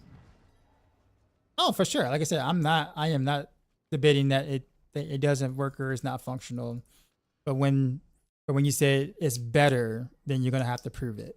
That's where we kind of have to go. Okay, you're not just saying I like it and it works. You're saying it's straight up better than the other option. Well, now you're gonna have to provide proof, right? At that point, it's kind of like, okay, you got to tell me why it's better. At that point. Now, preference is one thing, right? You can we all can prefer. Yeah, you see the poison trap here. You see how the mark is still there. We just won, and then it lasts for 3 seconds afterwards because the last tick hit. Yeah, see. So yeah, if you're gonna do close quarters combat, blame, then you can just go. You can just take out the wolves then, and then go cry. Because you're going to be pulling everything on top of the poison trap anyway. And then you also still got the smoke grenade too as well, which is also poison. So like, and since you have your clone, will also drop the poison trap with you when you do it. You should have pretty decent coverage if you're playing it that close. In my opinion, it's sensibly better. That doesn't make any sense. That's like saying 2 + 2 is 5 in my opinion. Like in my opinion, 2 + 2 is 5, and that's my truth and that's my fact. Like it doesn't work that way.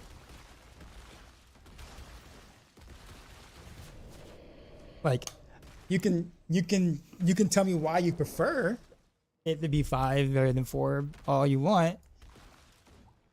You can finagle all you want, but like you can't make it a fact. It's not, or like the alternative fact. Like I'll put it this way. Like I like playing Rain of Arrows, but I'm never gonna sit there and say it's better than DT. Like I can't make that just because I like playing Rain of Arrows, I can't say it's better than DT. I can't finagle it or make it seem like something other than what it is just because I might prefer to play one build over another, right? Like I don't really too much care for DT, but I'm never going to sit there and be like, and try to make myself believe, okay, this build is definitely better than DT, because it's not, right? But I can say I prefer it and I like it because, and I can give my preference on why I like it more than DT. But I can never say it's better than DT, because then that would be mathematically incorrect. That's all I'm saying.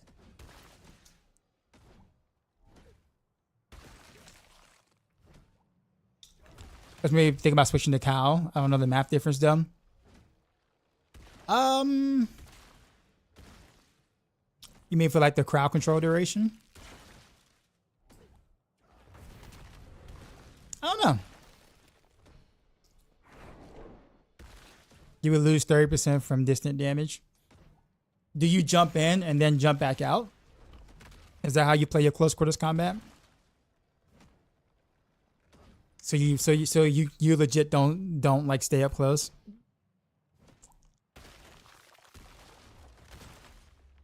And that'd be 40% instead of 30%, right?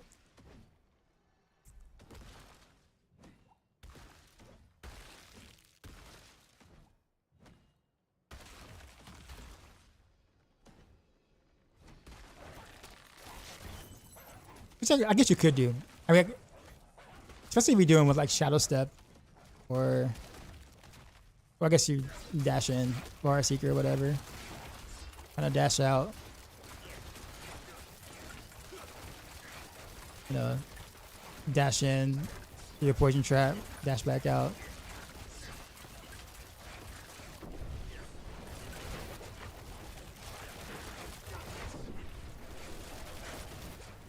Like, I can see you keeping the distant damage for like, you know, like the bosses, right? Or like the boss at the end or whatever.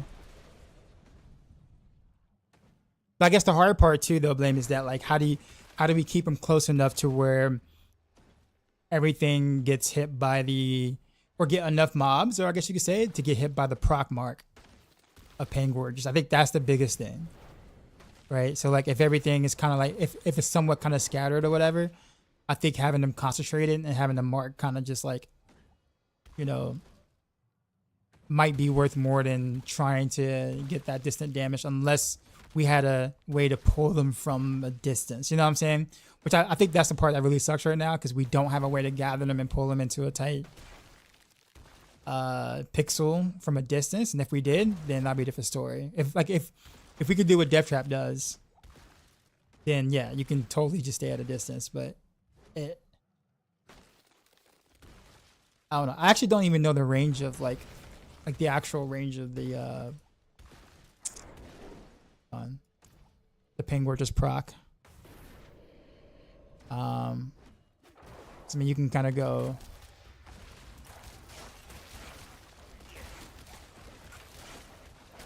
I got my wolves there right now, but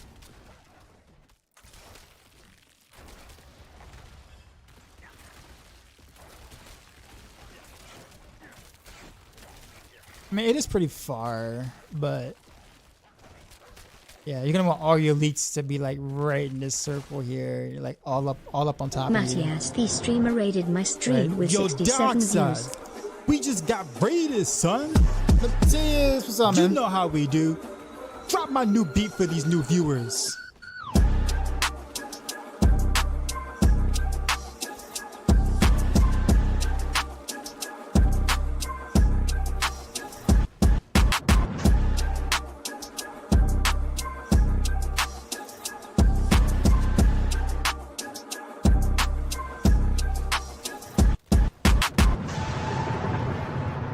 Sheezy, out. What is going on? What's going on, sir? Welcome aboard, other players. You never seen a dance before? What? What? Bro, that's like half the reason why people raid me, is literally just to see the dance, which was a clever business decision. Oh, you never been the cause of it. Oh. Got it. Okay, I was gonna say, I'm like, wait a minute, like what?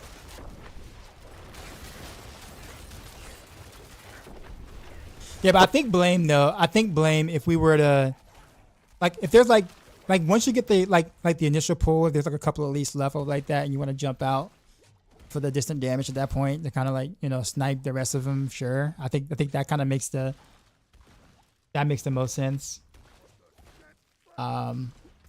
But yeah, I'm a little sad about like trying to do that thing.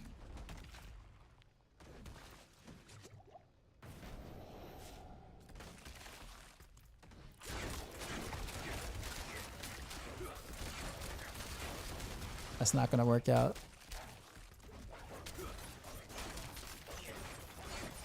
Nope. All right, so no matter what no matter what control configuration, it's gonna have to be.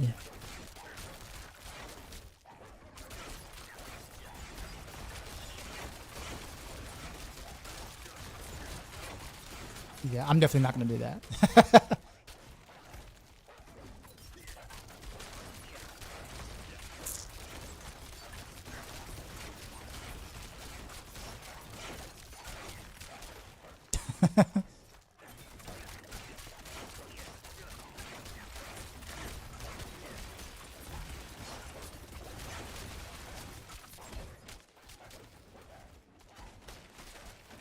Dread, what's up, man? Just got in. Look at this dummy. He's the one to write Ozzy $5 $5 bill. Oh man, I need to actually like finish testing other builds and then actually like start min maxing one. But we actually need to like move things around the tier list, Matthias. And apparently I underestimated Heartseeker, but that's just because my gear isn't as good as like Flame's gear, who also does a lot of basic stuff. He usually has better gear than I do. But yeah, Heartseeker is probably 97, 98. Flame was able to do a 12-minute 95 with basically first key. So, which is better than like where I had it because, of course, you know, I have like triple blue everywhere.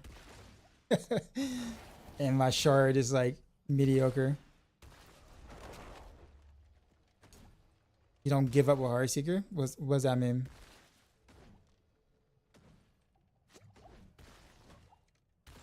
Well, it's probably not that big of a difference. Probably it'd probably be way stronger for Blaze Shift. Yeah, well, yeah. I guess it's just getting everything in that area where everything, like all the ping warriors area is covered. Like everything is getting hit by the ping warriors proc per se. And that's the benefit of having Cry even in like a Heartseeker setup per se. But I mean, I wouldn't be surprised if, but then again, I guess, you know, I don't know, that 40% damage is like a lot. Not even gonna lie.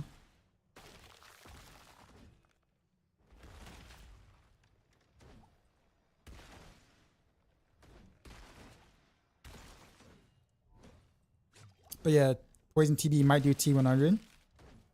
That'd be nice to see. Nice to see an was it non-clone, non-ultimate build.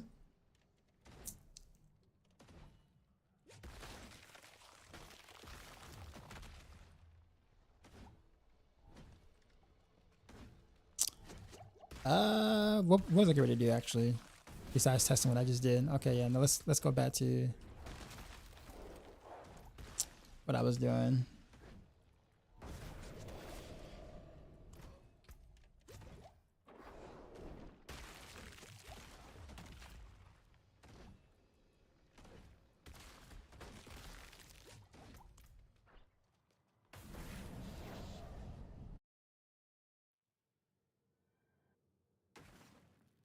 When I watched him do the, I think I watched him do the, did I watch him do the 95 or was it 90? I forgot what it was, because I think he did it like on live stream.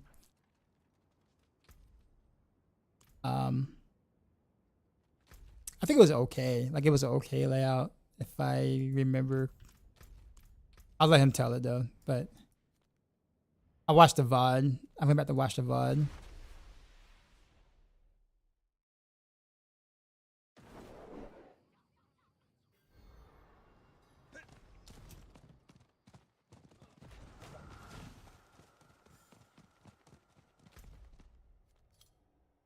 It was good enough for you to like be able to get like one or two like decent pulls out of the map, but it wasn't like a preferred, not like a I would play this for real if my life was you know betted on it, but it could have been worse for sure. Like map could have been way worse.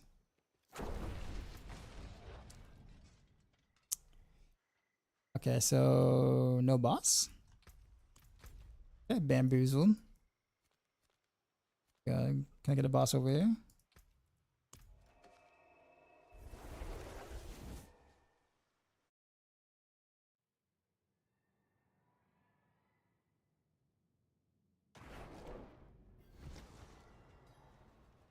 Okay, so what do I? So if anybody has a okay scoundrel, you know what? I'll just do. I'll just do bosses.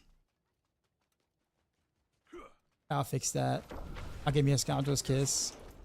That way, for testing purposes.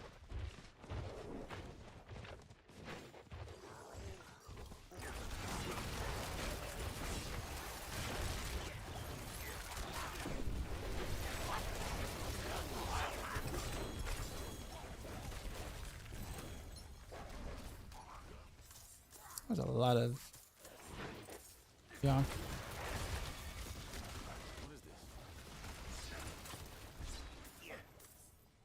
Oh, wait, there's another goblin.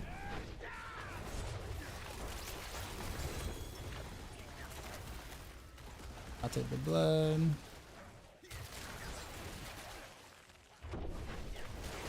I'll try to perfect hit Master Works Relationship tomorrow since I'm packing down the good gear. I have I actually tempered my blaze shift stuff. I haven't masterworked it yet, but I tempered it. You run the basic skill pan, so buzz above.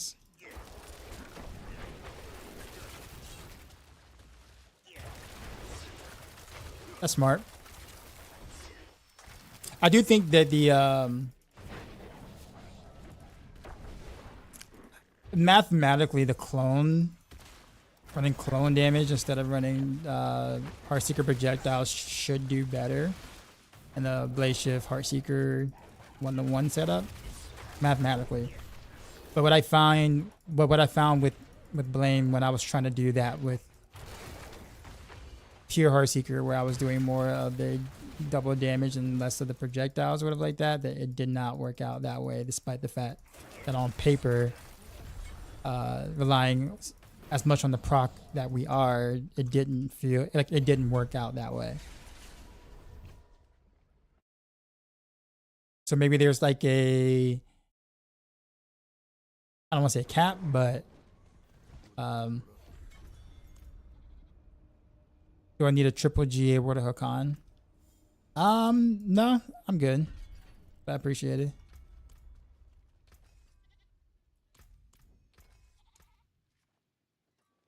I'll keep my forge hot.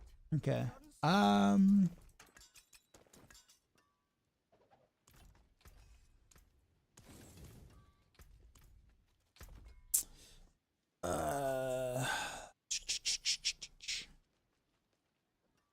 I need to swap this weapon though.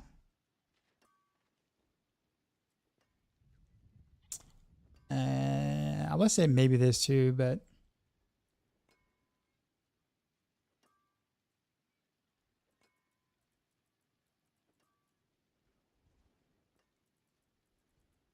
how many daggers do I have? 2. See some steel you need. Okay, so we'll do Shadow Clone.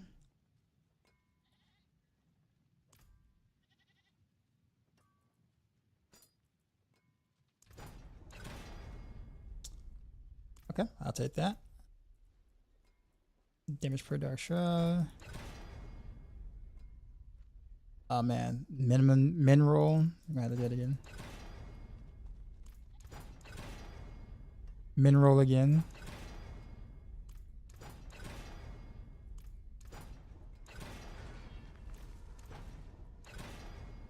Min roll 4 times, really?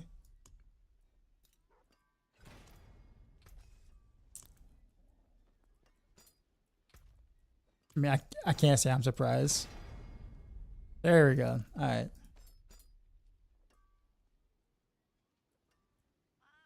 Actually, no, I can't do this. But I realize that.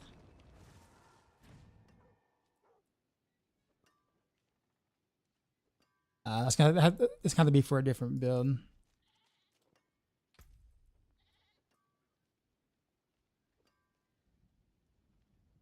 Yeah, I'm gonna have to do a different route. That sucks. All right, let's put this here.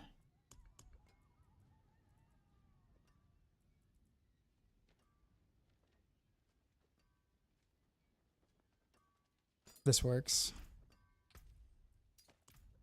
I forge more than horseshoes and nails. What do you need?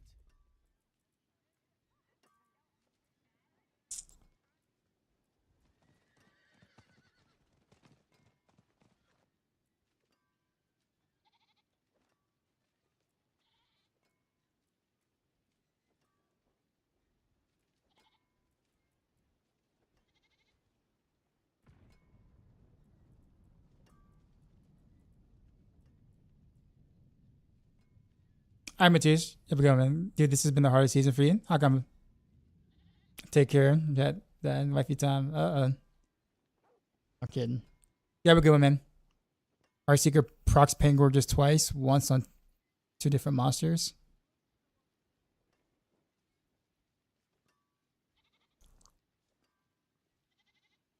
Wait, does it?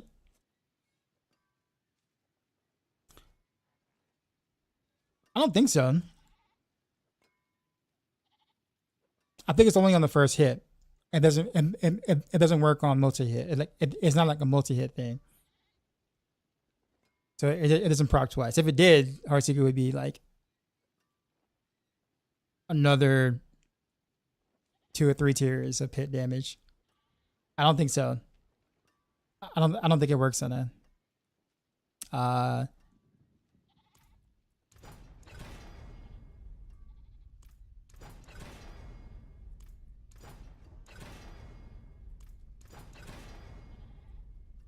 That's why like Blaze Shift is, you know, like good because it's double damage, right? Tempers instead of like double projectiles, right? Whether the double projectiles is good for your damage, but it doesn't do anything for Pangorger procs. Use it well.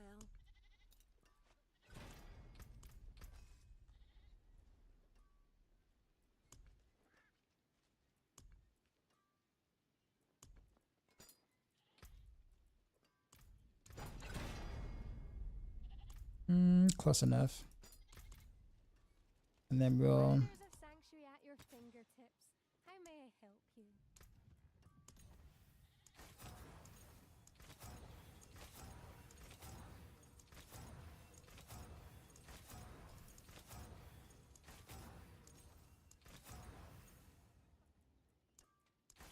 Is that baseline?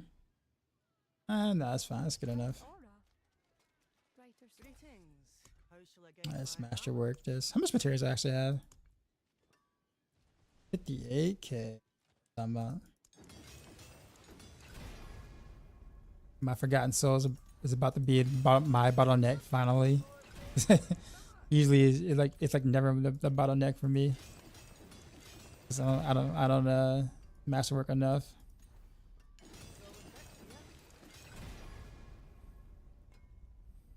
The nerf clone so bad is important to go out of the way to give it more damage. It's more so like how it interacts with Pangorgers. So like if clone did more damage with Pangorgers, then would it make more sense to just buff the clone damage for Pangorgers?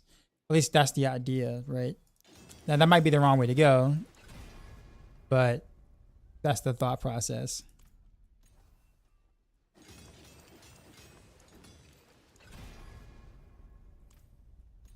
But it could be kind of how you said, where like, you know, when I try to do it and there was like no tangible difference, then maybe there's something we're missing here.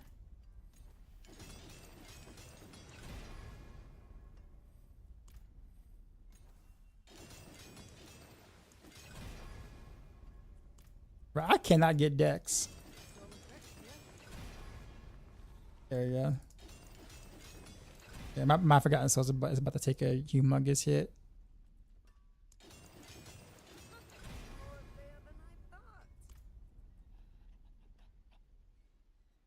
Another 3 blue item.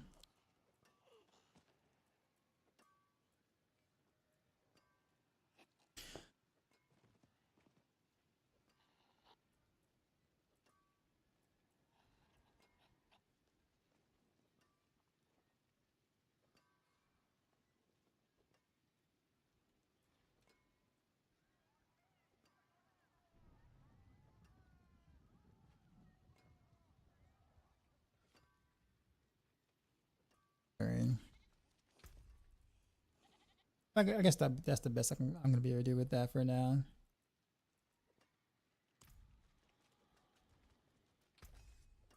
Oh, what are your glyph levels, Blame? I have to ask you that. That's another thing, yeah.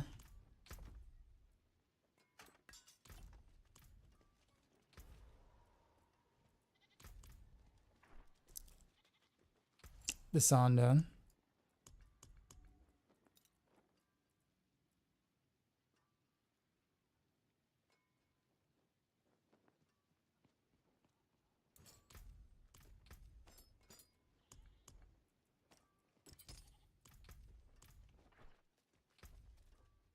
Welcome to my home away from home.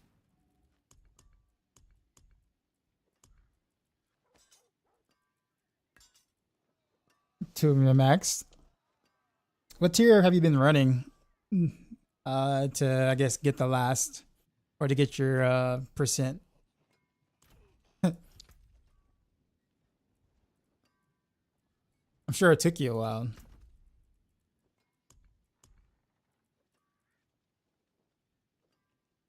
Was it Behemoth?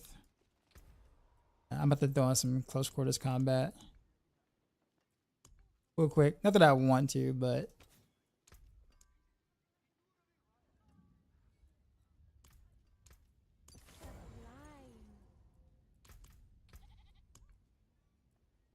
and all I gotta do here is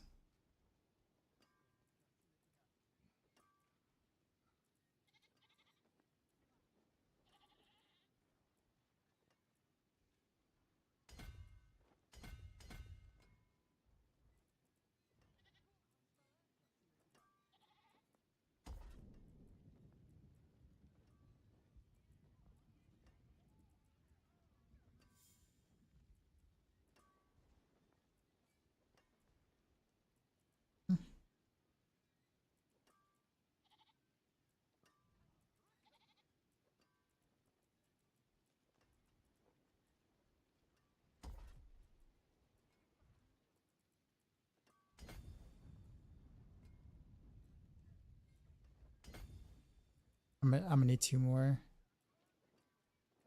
What do I not want to give up?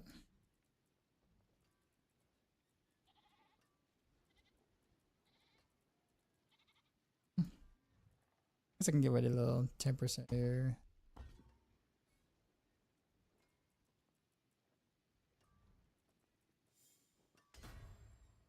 Gotta get that node right there.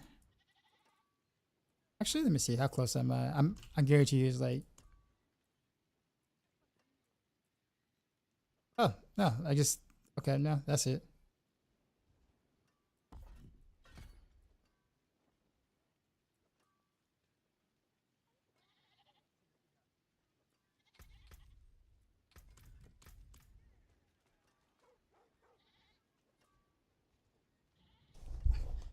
Then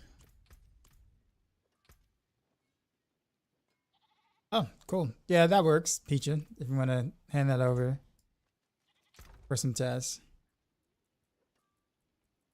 What is the best way to farm Forgotten Souls? Is it still bossing?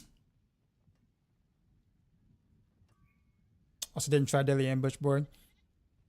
Well, if I guess it just depends on the way you're playing. Like if you're playing up close all the time, then Cheap Shot would be the best board because then the only condition is you being close, right?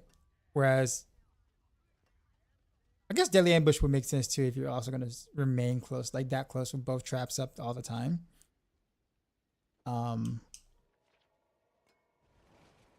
mean, I would assume over the course of a pit,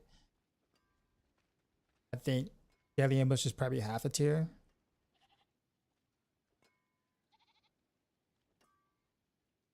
If that, like about half a tier better probably, like overall.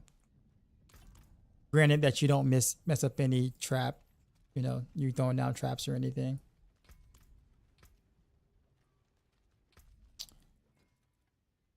What else is there for me to do? That's really about it.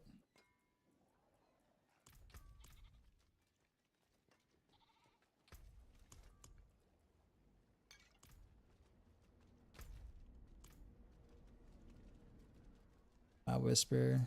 It is done. Yeah, isn't it bosses? Bosses is like the best way for Forgotten Souls at the moment. Because you're really just picking up GA items, right? And that's it. I guess you could pick up everything and salvage it, but that's like, I don't know if that's even like worth the time.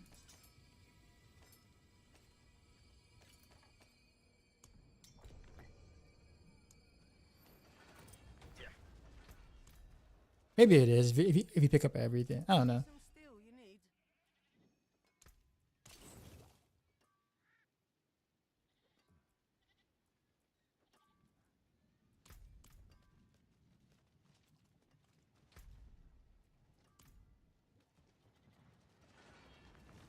Yeah, you can hold on to it for me, Peachy.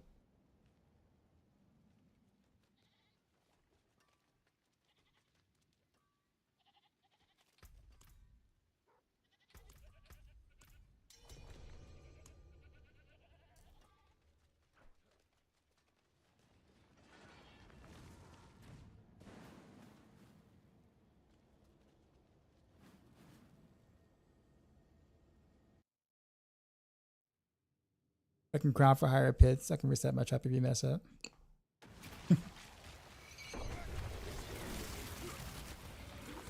There.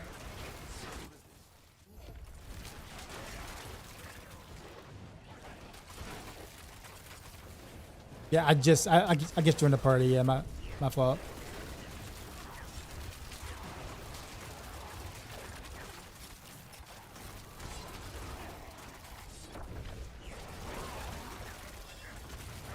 I hate poison traps. So do I. I honestly wish they didn't add a 20% multiplier to elemental, like 20% elemental damage multiplier. Like I knew exactly what that meant when they did that, man. And I was not happy about it.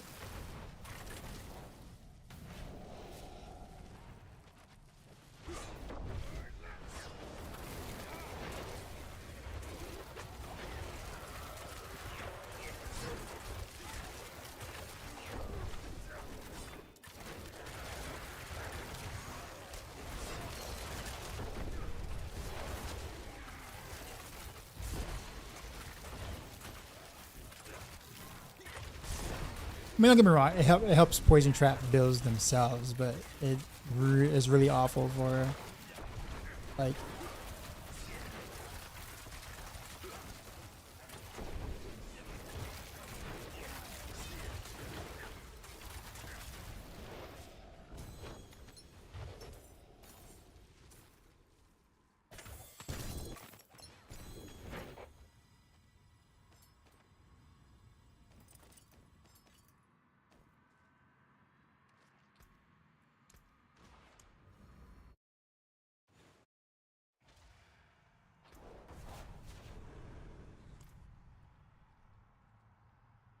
Uh-oh. My character's stuck.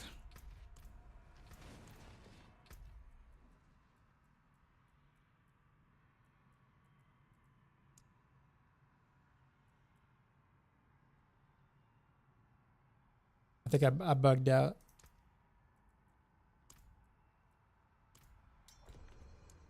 Or maybe I can get out now.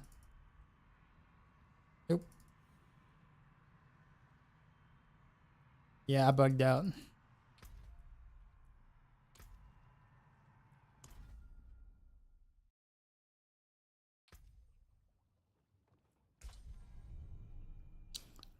Guys, Rogue is very limited on actual useful abilities, which is the problem. Also agreed.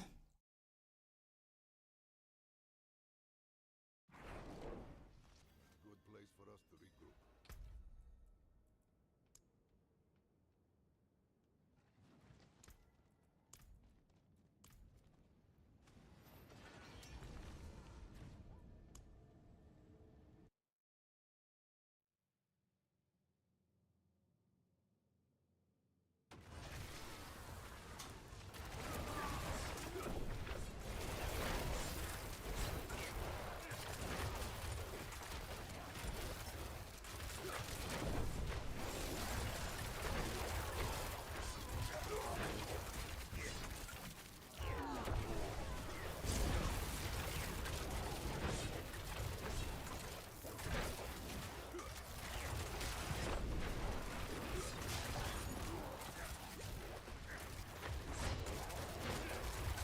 I do wonder if the glyph upgrades make that big of a difference too as well. Like I definitely know you have better gear than I do, but like my glyphs are like all like 85 across the board.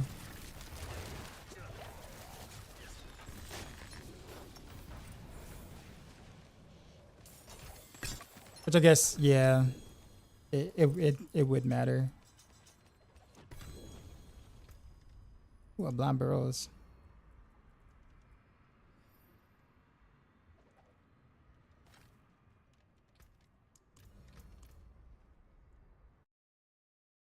Castle Rock, what's going on?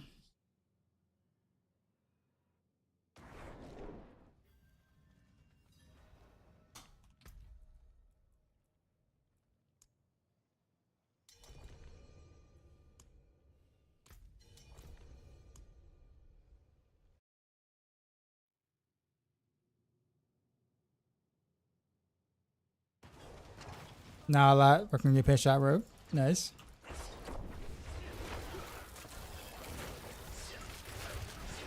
I'm just kind of material farming at the moment, so I can create some meme builds, aka rapid fire and barrage.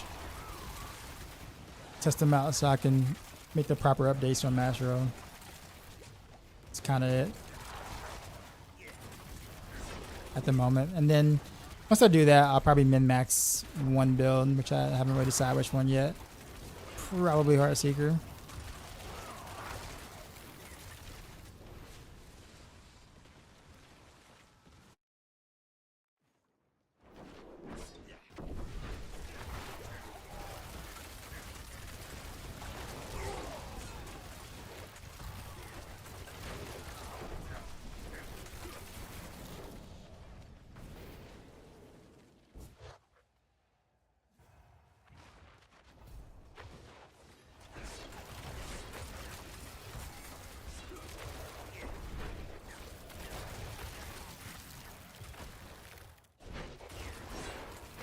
Oh, Blame, one more thing. For your crown setup, like how... What was it all you need again for resource? I know you needed the proc chance on this on your one-hander, right?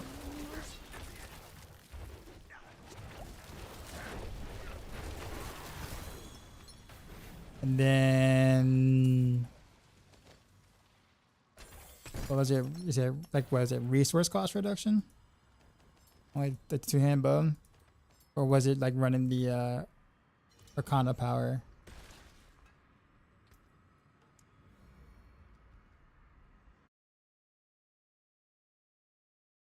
One proc on one hand and the power, and that's it?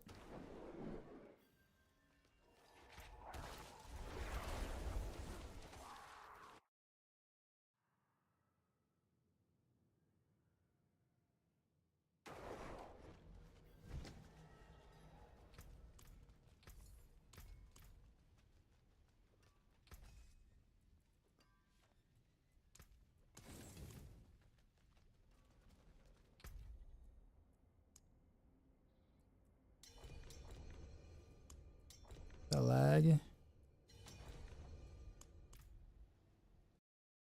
Was it used for 95 at least? Okay. Probably need to change my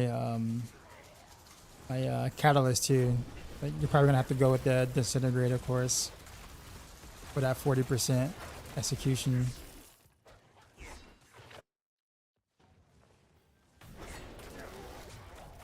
I was kind of hoping not to have to do that either, but it is what it is.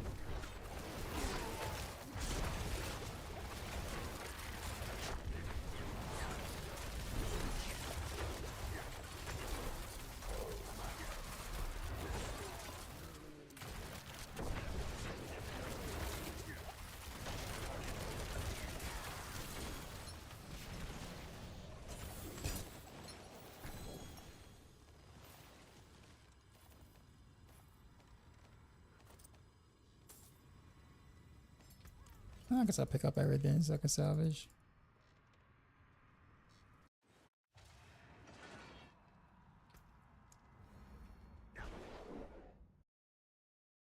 Is your first rogue? You usually play like this burst sword? Okay, yeah. So like early on, pin shot with without like the proper sword is definitely going to feel weak because all your damage comes literally from the Azarath sword. So how good your sword is and the amount of lucky hit you have is going to be is going to dictate your experience with that build throughout.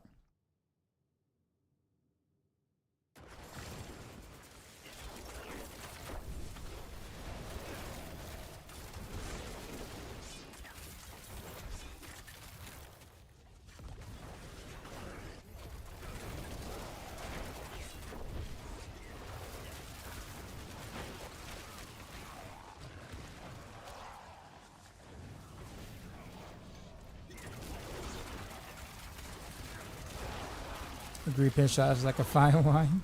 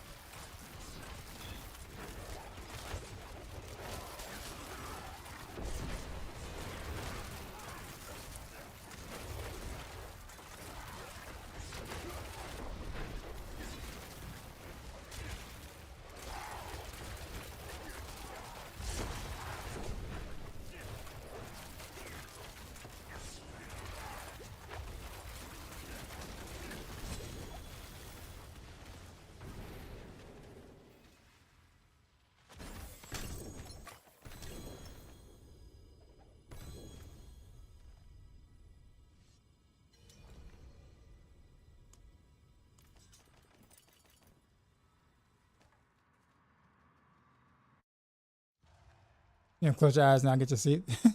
You said that about like an hour and a half ago, right? So you for real this time? Like for real this time? Before you go,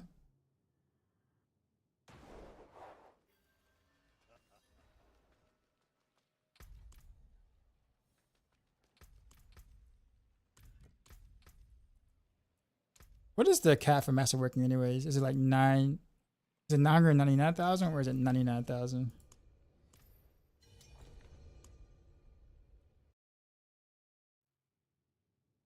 I've never hit cap before, so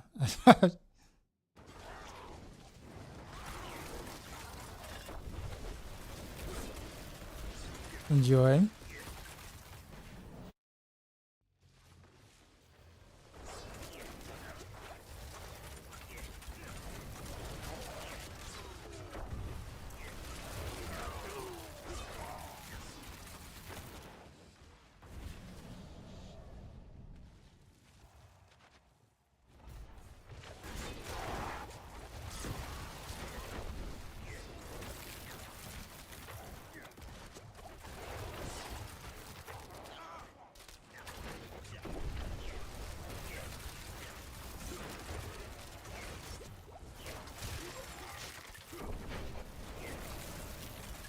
Is what bugged? Wait, what happened? What'd you claim?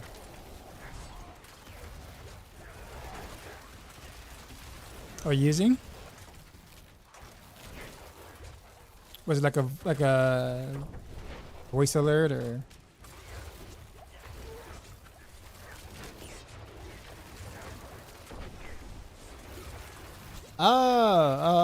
Yeah. So apparently, I realized that with this new chat that I got, I mix it up so I can see both the YouTube chats and Twitch chat all in one for myself.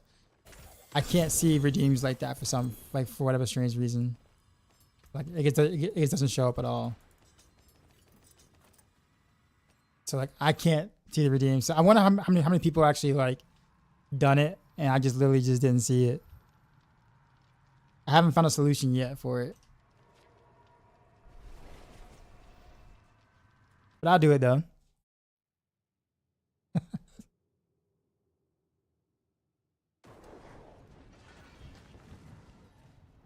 Yeah. So while this chat's actually really nice to have, there are some bugs with it. Like I can't see like all of the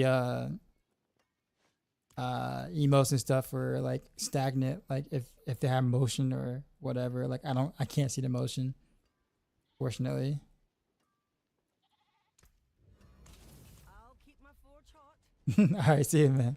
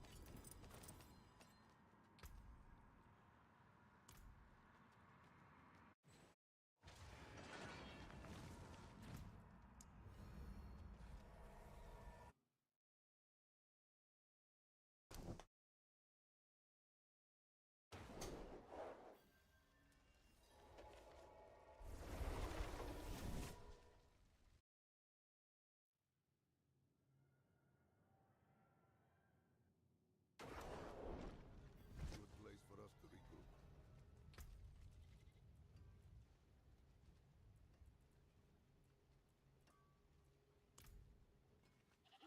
Greetings. How shall I guide my hammer?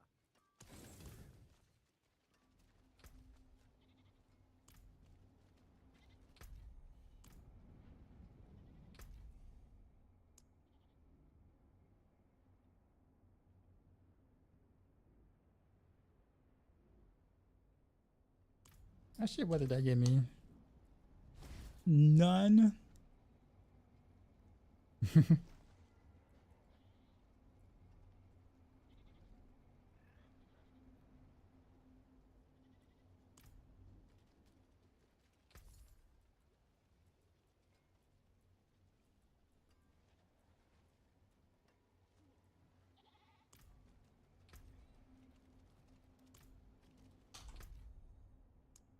This song is fun.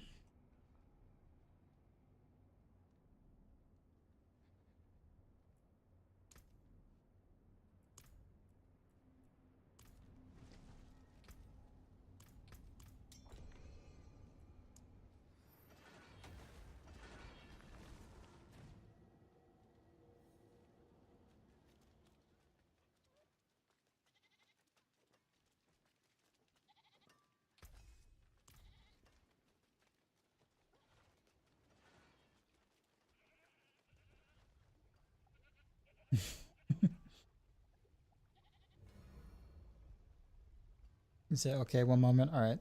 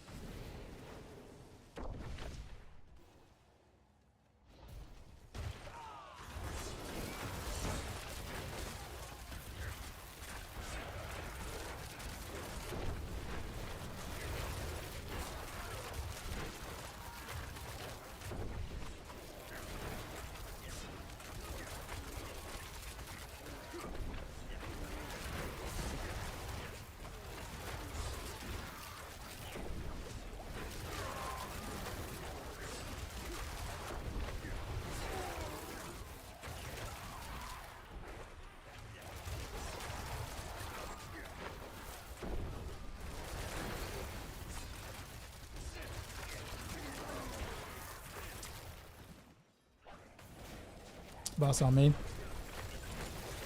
Finish our Heart Seeker. This is Heart Seeker.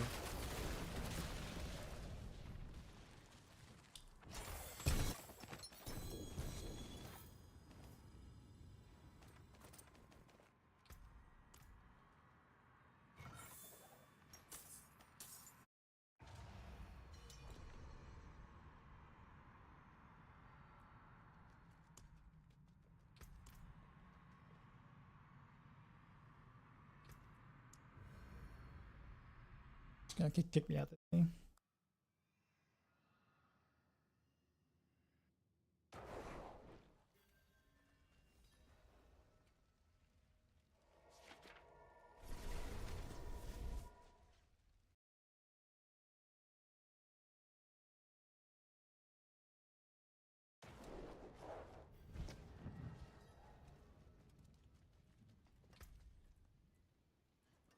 Mm.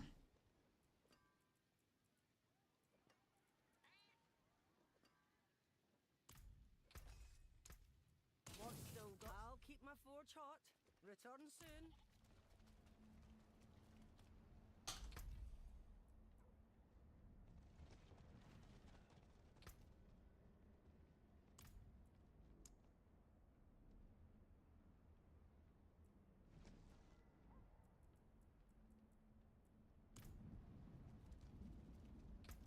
Actually, you know what?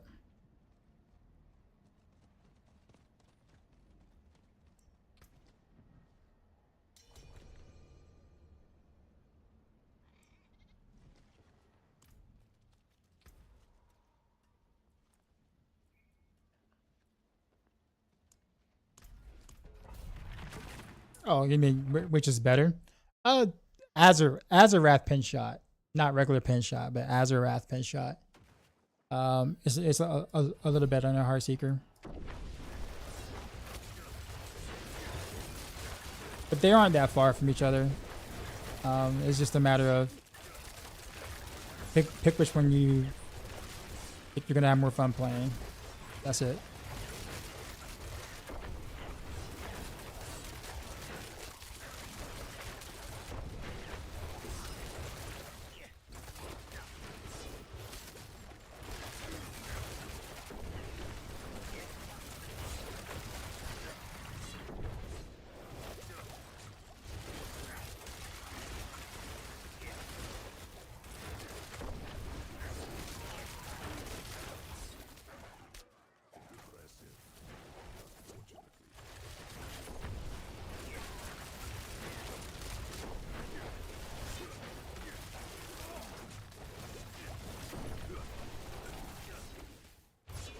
Start calling the Pain Burgers Heart Seeker. I probably should.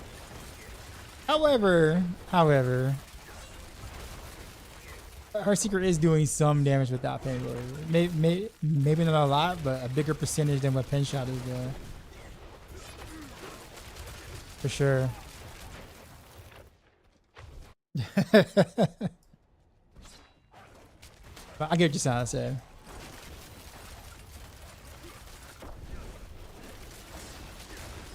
Oh, really?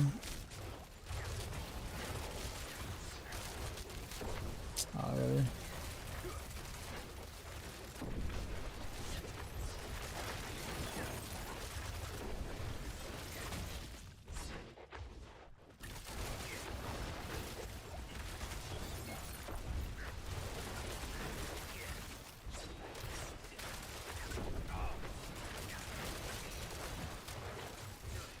Not gonna lie, this actually does feel a little bit better with close quarters combat over victimize.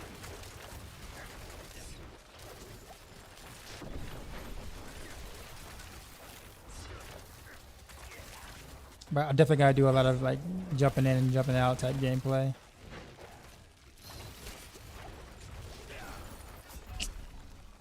Gotta hate that thing.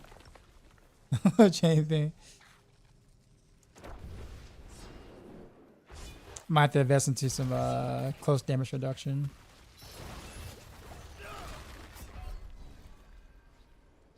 I died to that thing again.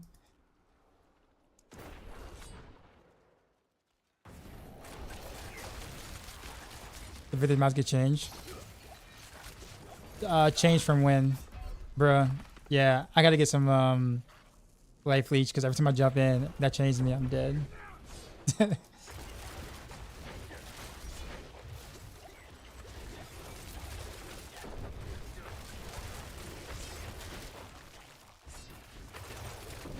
But no, nothing has changed with Victimize the past couple of days.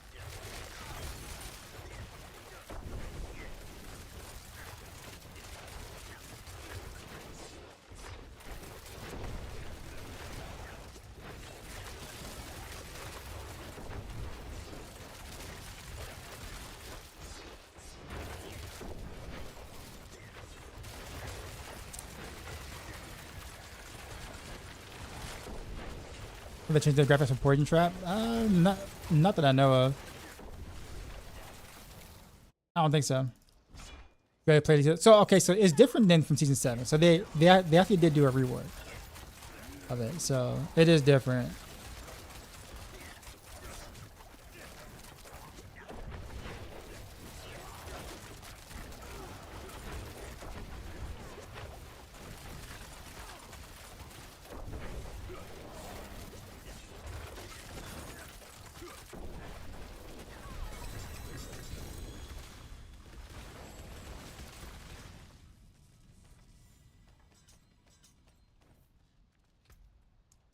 Yeah, it is different. Guess we'll go to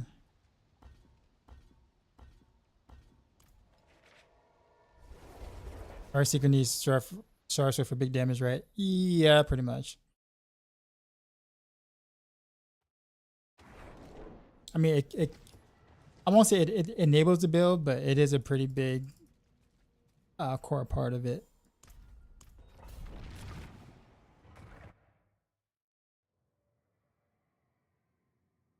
Just like, you know, like kind of Eagle Horn for the pin shot thing. Well, not really Eagle Horn per se, but you need Azarath for pin shot.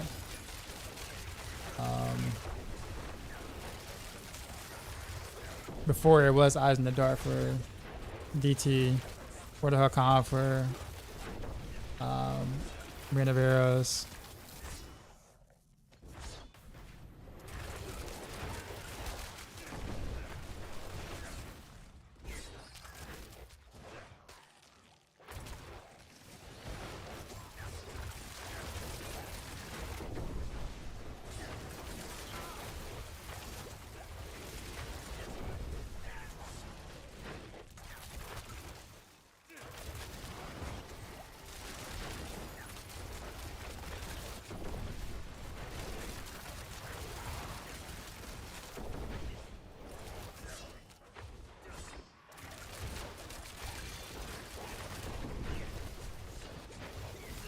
Yeah, I have no.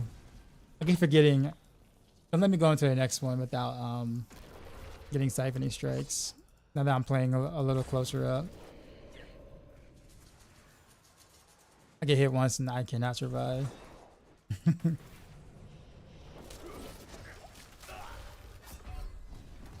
Okay, now that was bogus.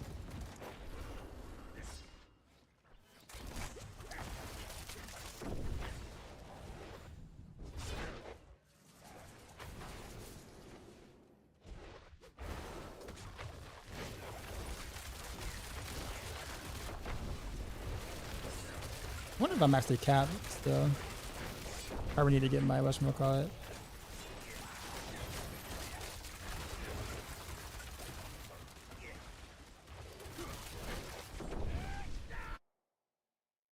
Shards from in front of horse, yeah. Getting a good one is like hard. Because in front of horse is like a long activity. So it's kind of hard to like target farm it in a reasonable amount of time.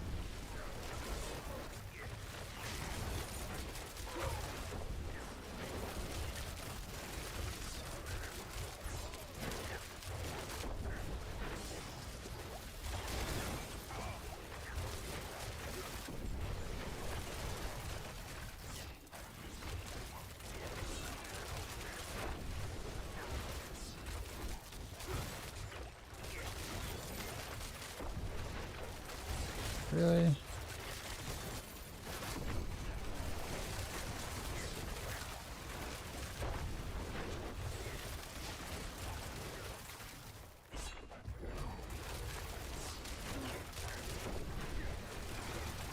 I'm playing really bad this run.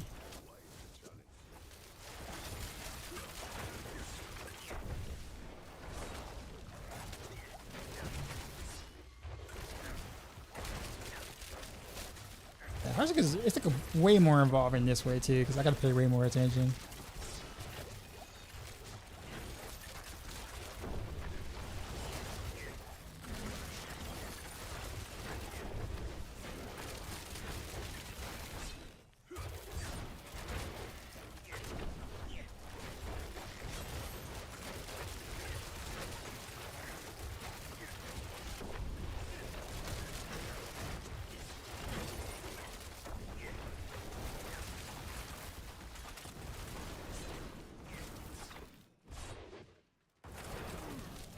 Is that Horror Seeker exactly strong this season? Depends on what your version of strong is. There are a lot of road builds that are within like 5 tiers of each other.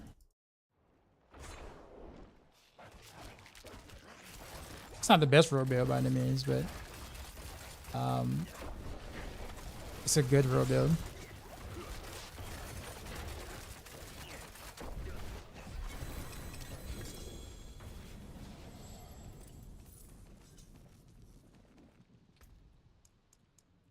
Okay, can I actually get one upgrade? Nope.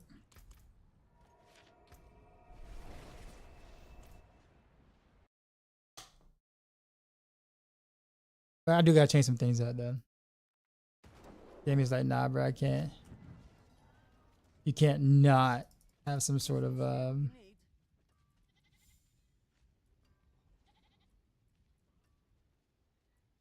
I'll keep my forge hot. Return soon. legit. I forge more than hot. Still got some good in it.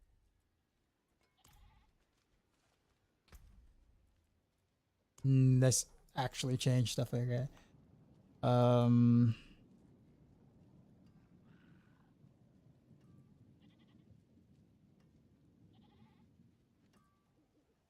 Yeah, I have nothing here, but I really don't know where to take points from that I can afford.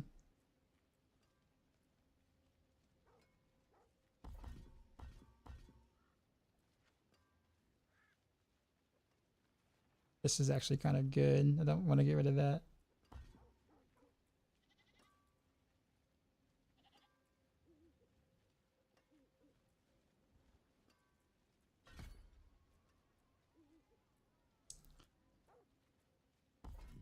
I probably don't need the movement speed there.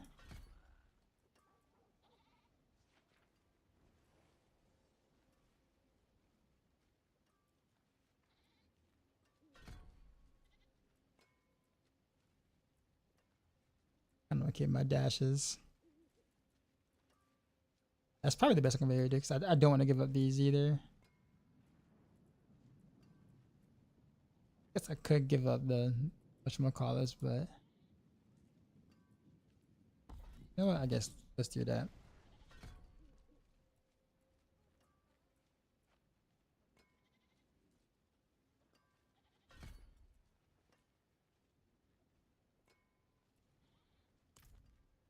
So change the catalyst.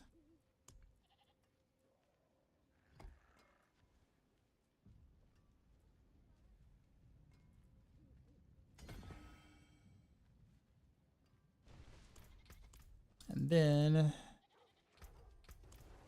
we'll change our rune as well. Let's go what we afford to do. I guess I can do Thor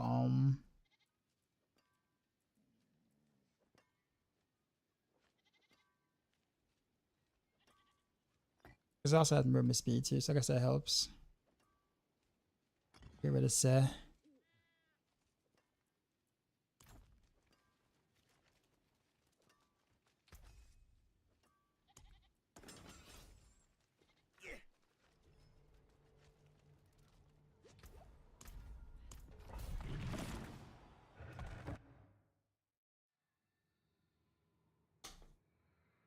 All right, this should help.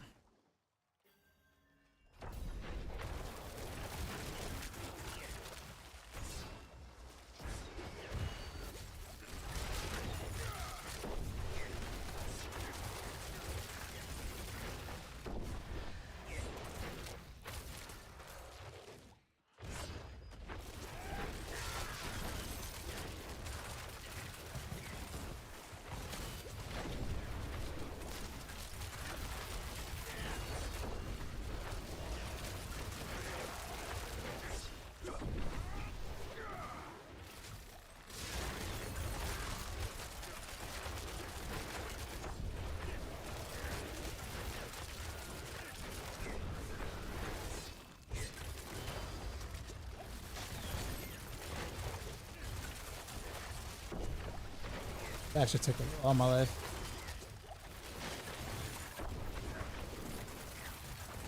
Is pin shot good? Yeah, Azarath pin shot is good, yeah. Basing that was how to get the runic armor set. The runic armor set? You mean like cosmetic?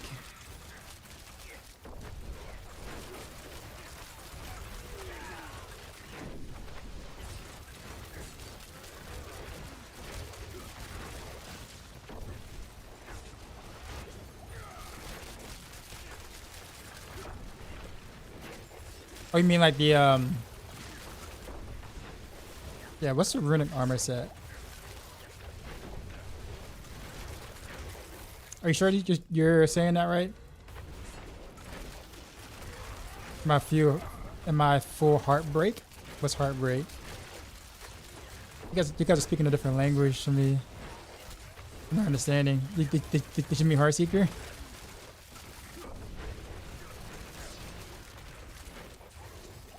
Like a runic helm, runic chest plate. Oh, I mean, those are just drops. You find them as you kill things. Do I have the Eagle Force bow? No, Eagle Fang bow, right? Eagle Fang. You got the Cobra Kai in there. You gotta mix it up with the Cobra Kai a little bit.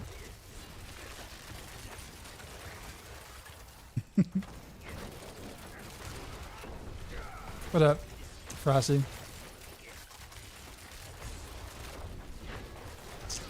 I'm Spanish, yeah. Heartbreaker. Okay, fair.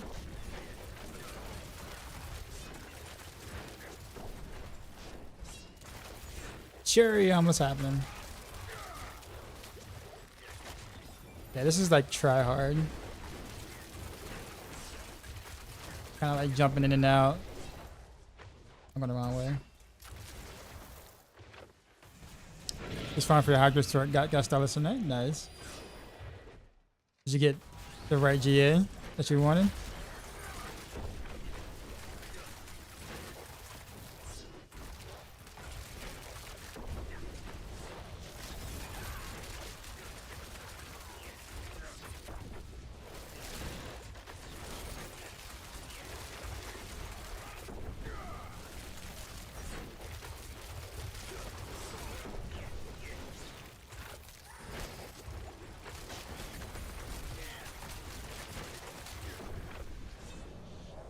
Not really. Oof.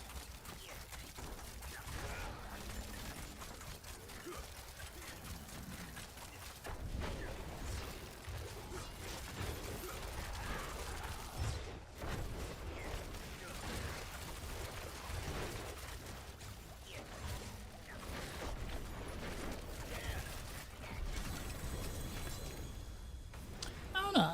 I kind of felt better with the wolves. Not even gonna lie. I mean, almost fine, but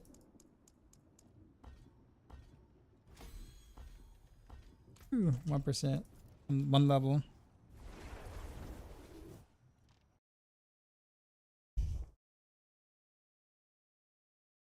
And Rendervale speed farm pistol paragon. Yeah. Yep. Actually, Rendervale's best content is two things, and that is Inferno Horrors and Pits. Things that you don't have to go back and pick up anything. Rendervale's does well in. Like really well.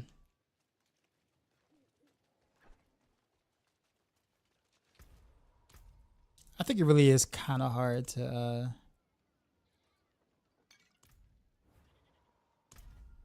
I ain't gonna lie, it is a little challenging playing this way, but it works. Oh, you died to the ice vase, beast in the ice. Oof.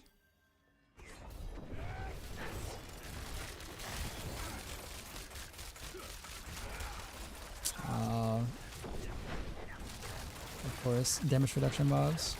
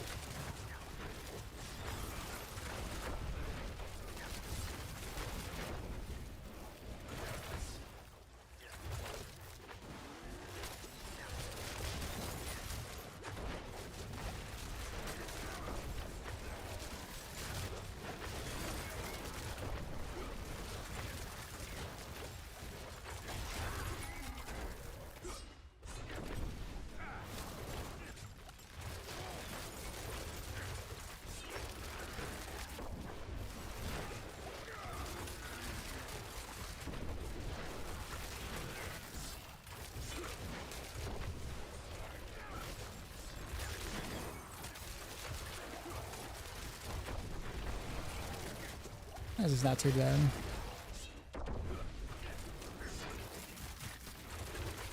There a pepper cold clip after sale? No, I don't. I don't even have one for myself, let alone for sale.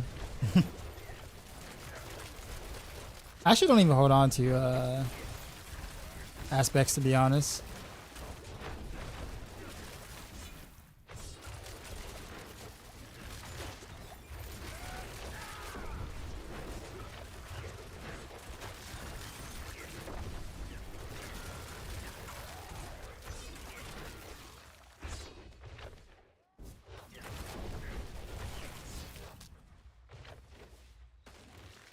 All this walking.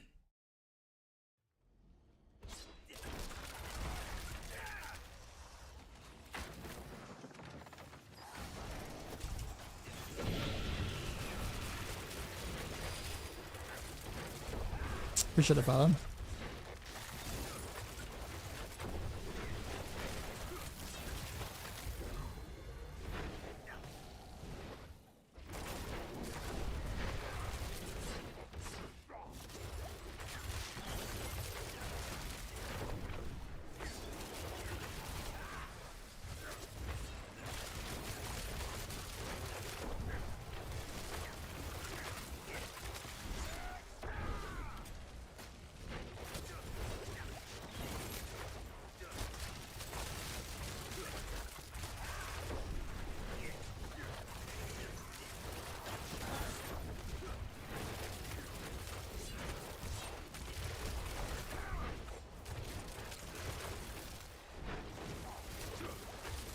Like the wolves will help a lot, like in between the mobs, if I want to try to kill some trash along the way.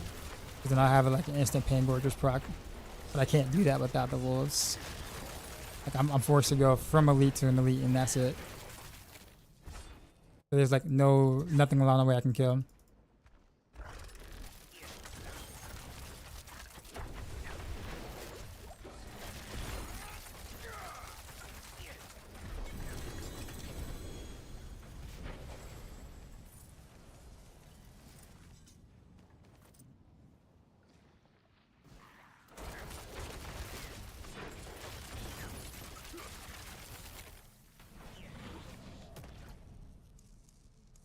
This is all 60% chance no matter what. So.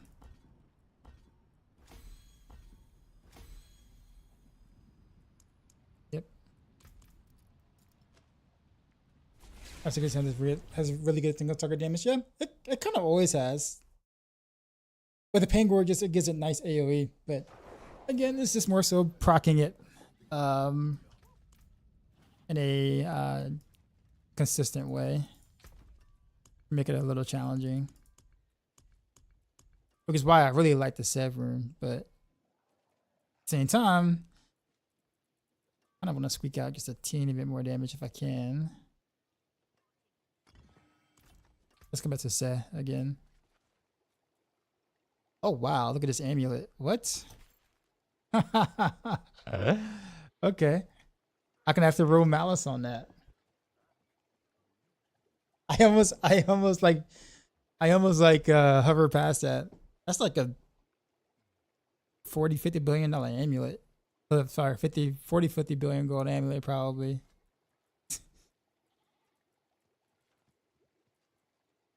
Very nice.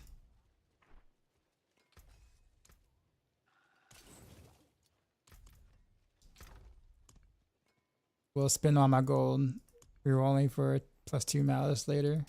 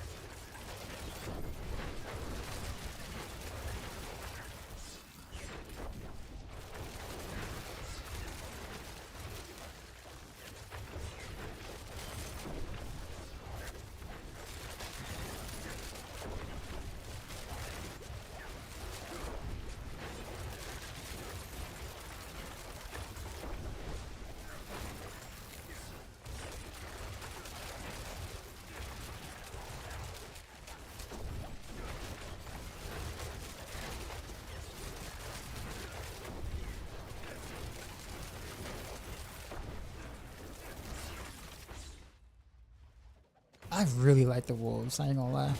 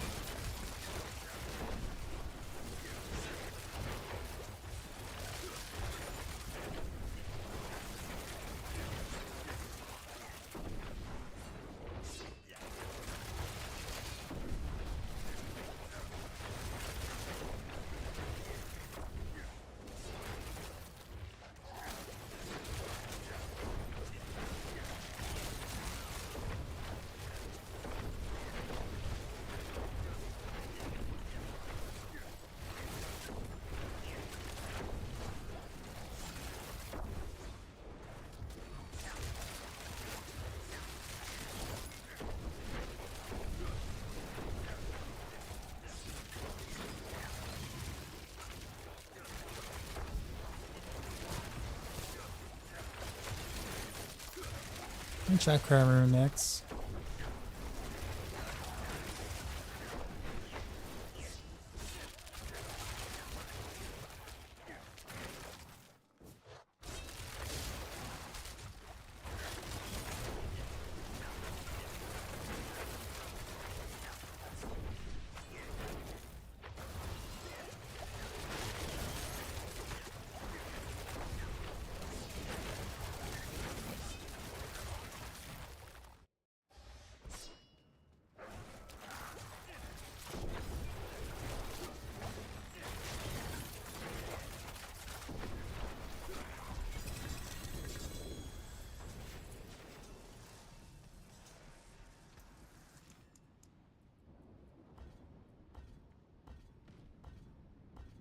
Do 5 fails.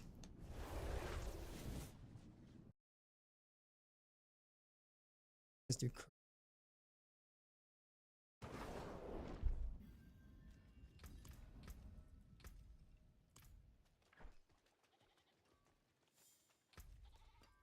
See, do I have a mustache?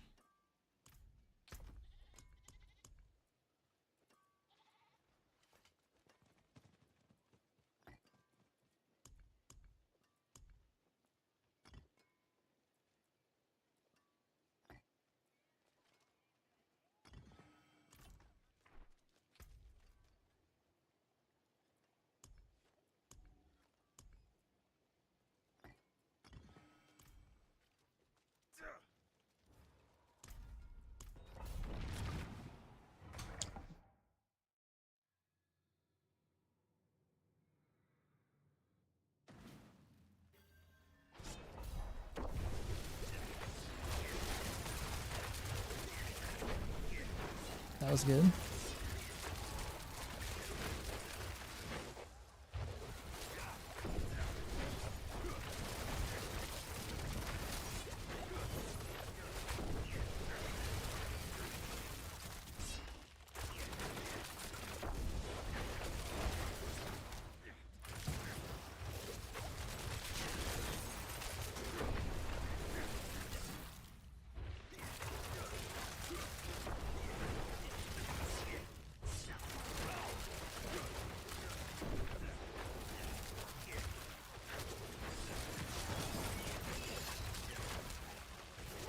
Ugh.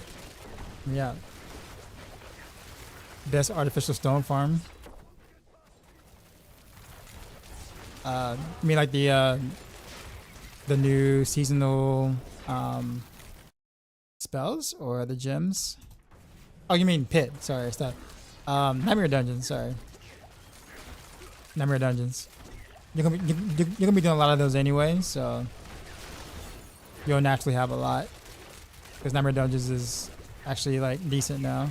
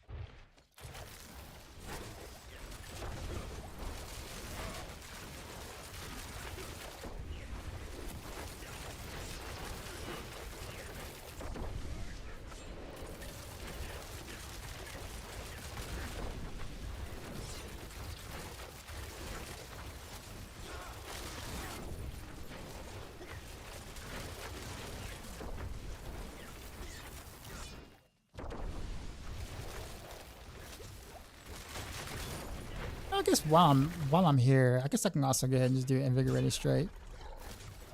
Test that out for a bit.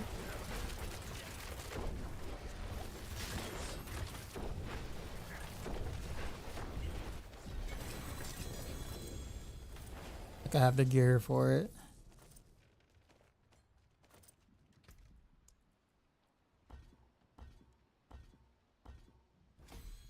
Yay, 90.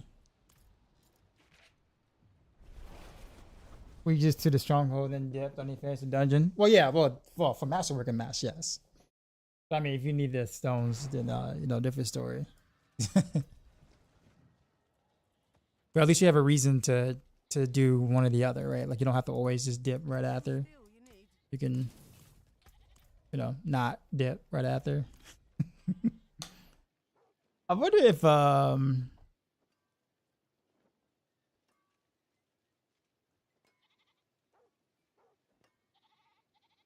guess momentum would be better actually. Still. Alright. Let me get my pants real quick. My blaze shift pants. Big ready strike. Yeah, the armor there, so we'll do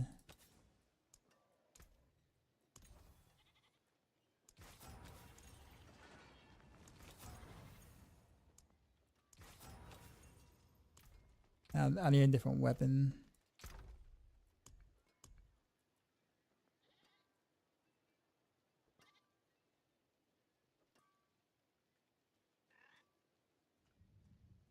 This should be fine.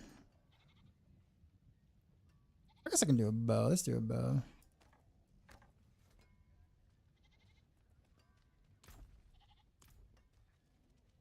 I forge more than horseshoes and nails. Would you Temper.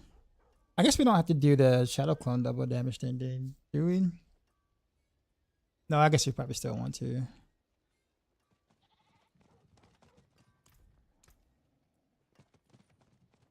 Actually, do I already have a roll with that already on there? Like a weapon already on that?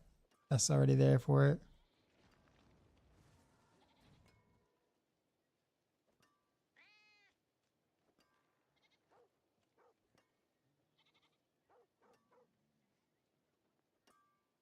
I mean,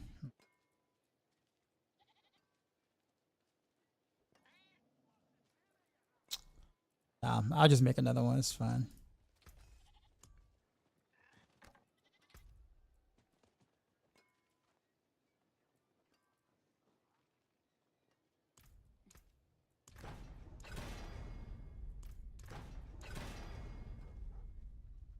Oh, perfect roll. Damage per dark shroud. Good enough. I'll keep my forge hot. Return soon. Vulnerable damage.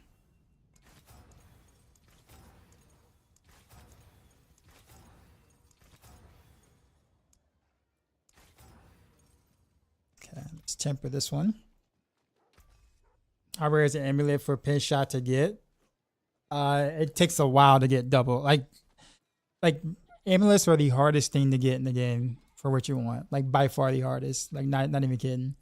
Most people will never get the perfect amulet or the all the correct aspect or all the correct roles amulet. Like very few people will ever get it.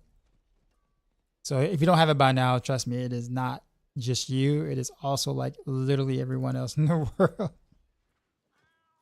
It just kind of is what it is.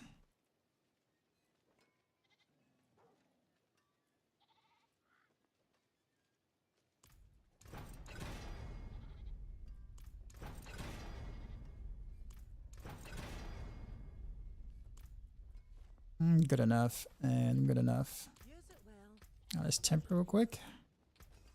Sorry, masterwork real quick. What do you want? I guess it's dex. Oh, I also need an invigorating strike dagger or a sword or whatever.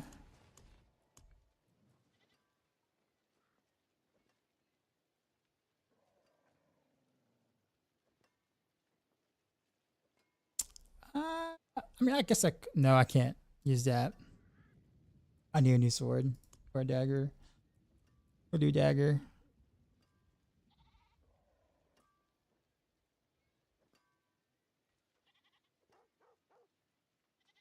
Yeah, let's do this one.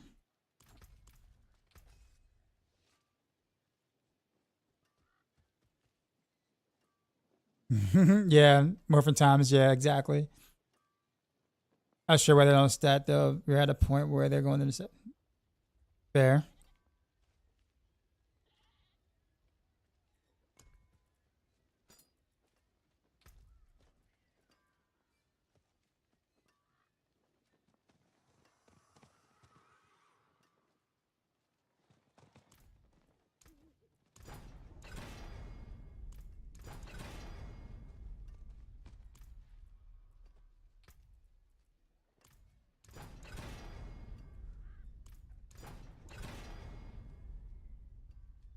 Mineral.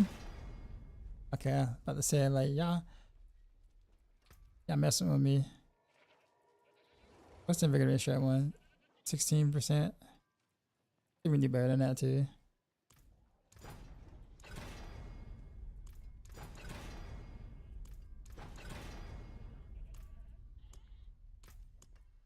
Maybe not break it though.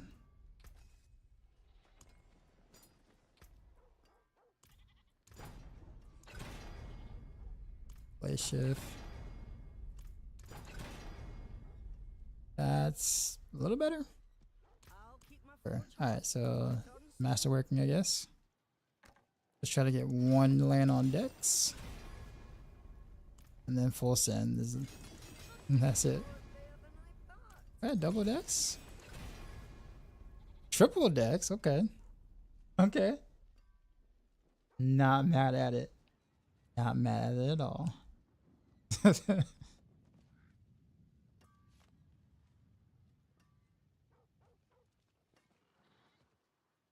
And I still got a bunch of triggers. Let's say if I want to make this my main bow for a reason, I can do that. For like a serious thing.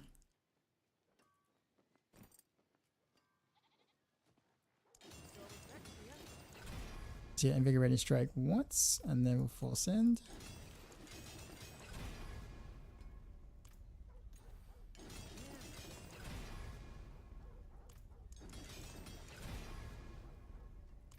Invigorating strike twice. I was gonna say if I were to triple crit, I don't have invigorating strike.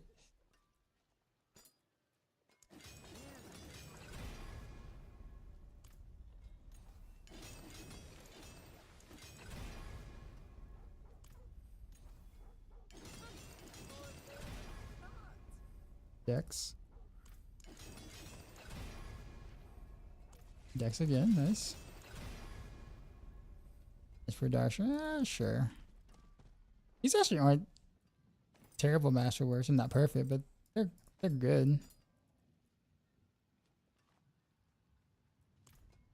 Okay, so now we need to do what, Moonrise. In all things, let me show you.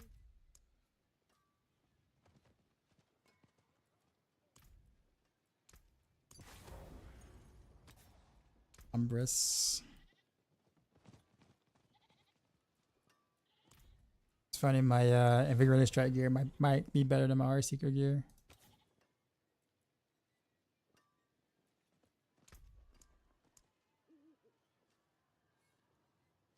Actually, you know what? I can do.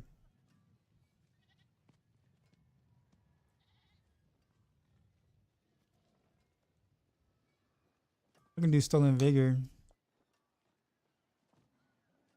instead of Behemoth, which is a lot better.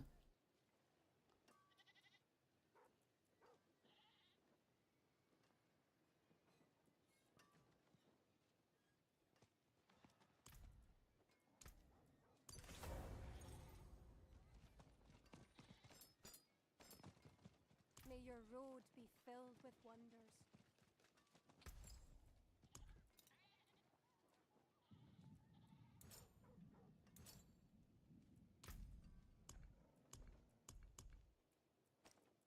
I probably want to put that there. Whoops.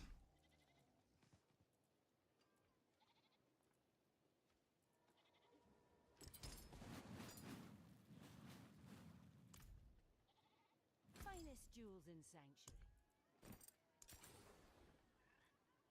Fare thee well. Here you are.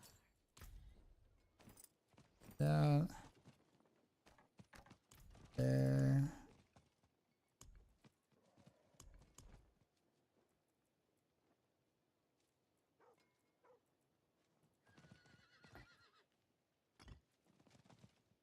Welcome to my home away from home.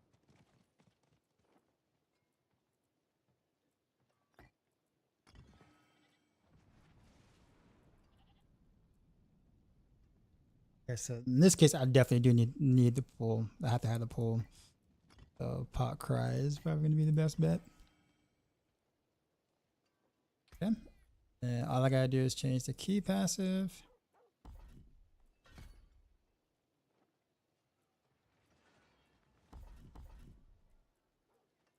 And of course,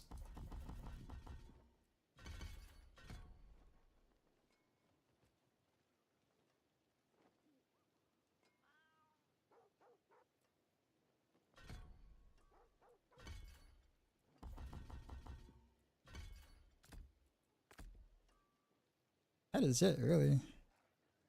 Should be.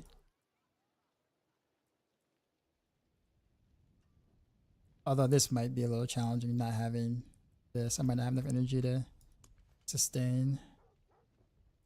Bruises there, but a win. Yeah, everything is fine. Everything else is fine. We'll be on rocking. I'm actually putting it together. I've been doing a Heartseeker, but I'm about to do Invigorating Strike for a little bit. I guess with Invigorating Strike, though, I think the Beastfall boost might be a little stronger. Might be a little better than Penitent Greaves.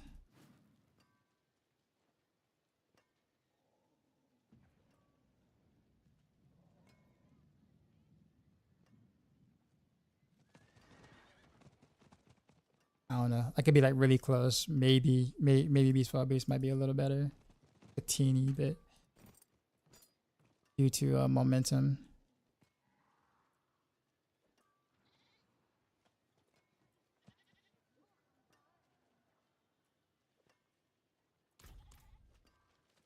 I guess in the meantime, we'll just send it. Hopefully, I have enough resource to sustain. We'll be using Death Trap. You like your Death Trap? Stare. What's up, man? Asteroid. Appreciate the follow. What is the best character right now? Probably Superman. Unless it's Batman with about a year of prep, then it's Batman. I'm sure you knew that already.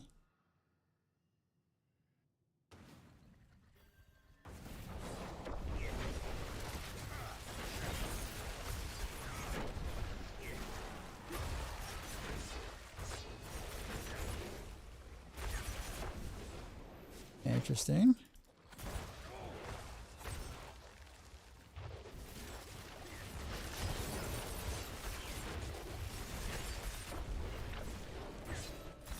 In the game, Spiritborn.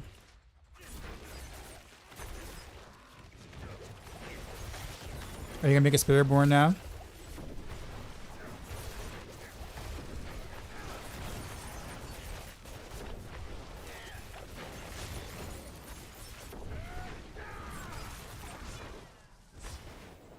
Well, technically speaking, let me rephrase that. Sorcerer that is technically the strongest class with this really big bug. It is doing like 150 hit or whatever with some insane bug. So technically it would be Sorcerer.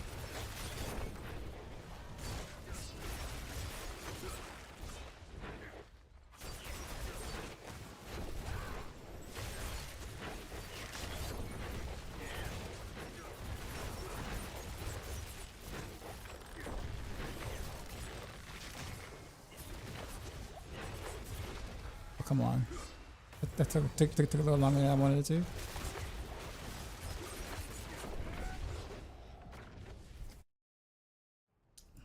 It's a Spiritborn bug too. I didn't get the memo.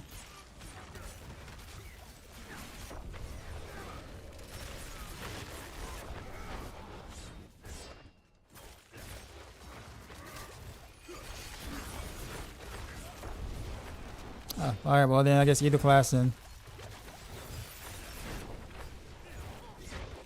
Do you like Necro though? Asteroid?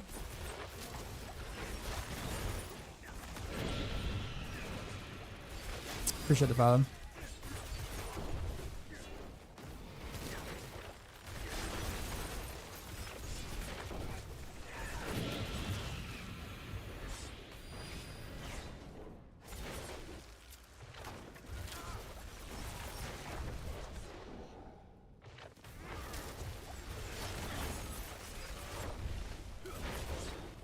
This plays exactly how I thought I was gonna play.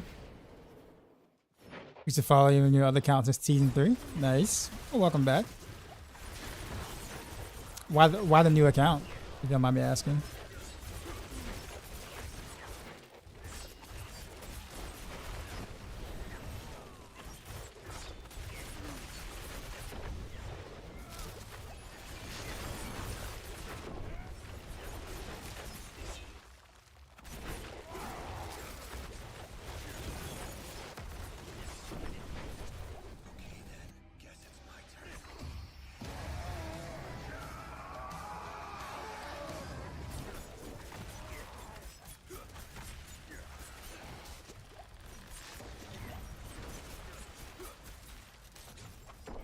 Hey, where's my clone at?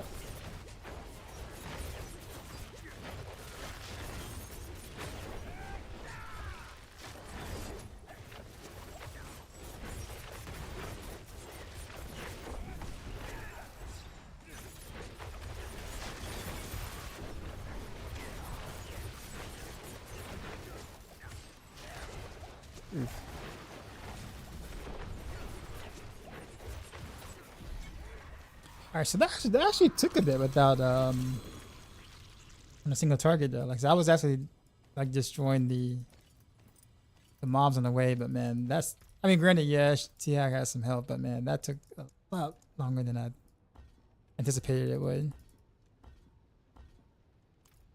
Let's go again. Did I already do poison TB? Nah, it'll be a while before I do that. Before I do anything, before I do builds that I haven't written guides for. No, I hate it.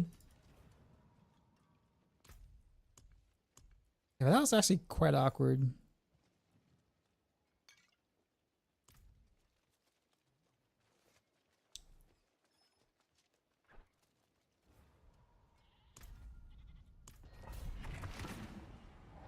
Yeah, but very slow. You want something faster. Well, I mean, Necro speed, I mean, movement speed wise is going to be slower than practically all the other classes in general, naturally, by class design.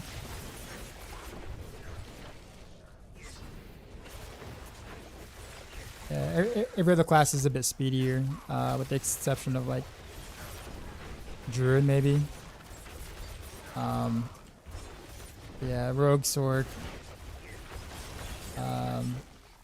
Spiritborn moves rather quickly as well. So like, but the one thing that Necro does have is consistent power. Like it's most of his builds like just feel strong to play. So you have more choices of strong builds than any other class in the game. That isn't like homogenized like the Spiritborn. But yeah.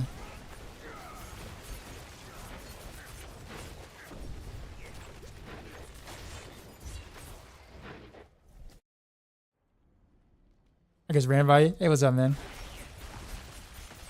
How'd you know I stream?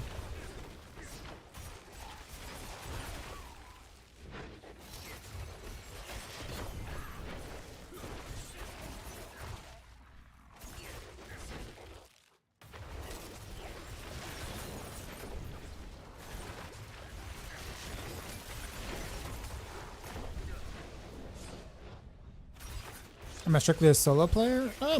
Mostly. I do groups sometimes, like with friends or whatnot. Or if I'm doing some like Bilal runs with friends, I'll do that. But I prefer to play solo. A lot of times because I'm usually like testing builds or testing setups or whatever, and you kind of can't test setups in groups. Because, you know, obviously that skews results.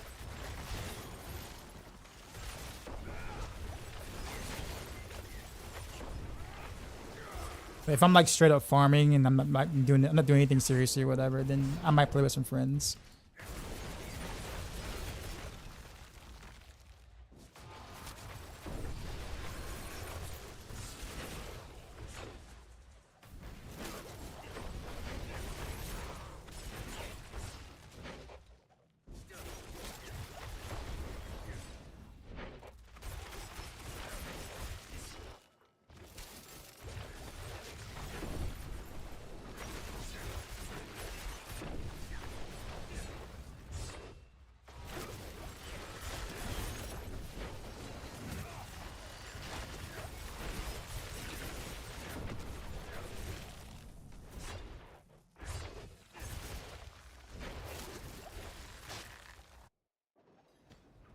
Can't confirm.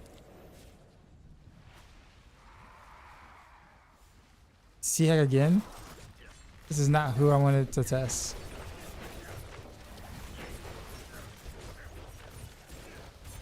Okay, this is a lot better single target than last time. What happened? What was different? What was so different last time?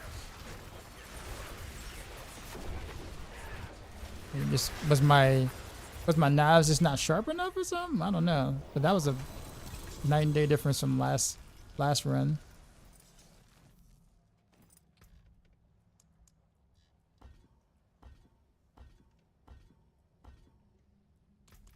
Strange. Okay, I'm confused, but all right.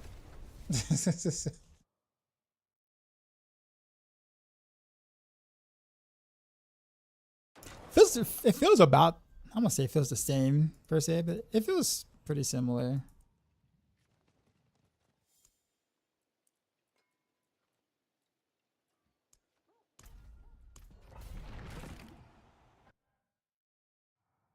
As in like similar to Heart Seeker-ish. But I think Heart Seeker definitely single target is better. But Blade Shift naturally has better AoE. Natural AoE, I'll say that much. Not Blade Shift, sorry, Invigorating Strike.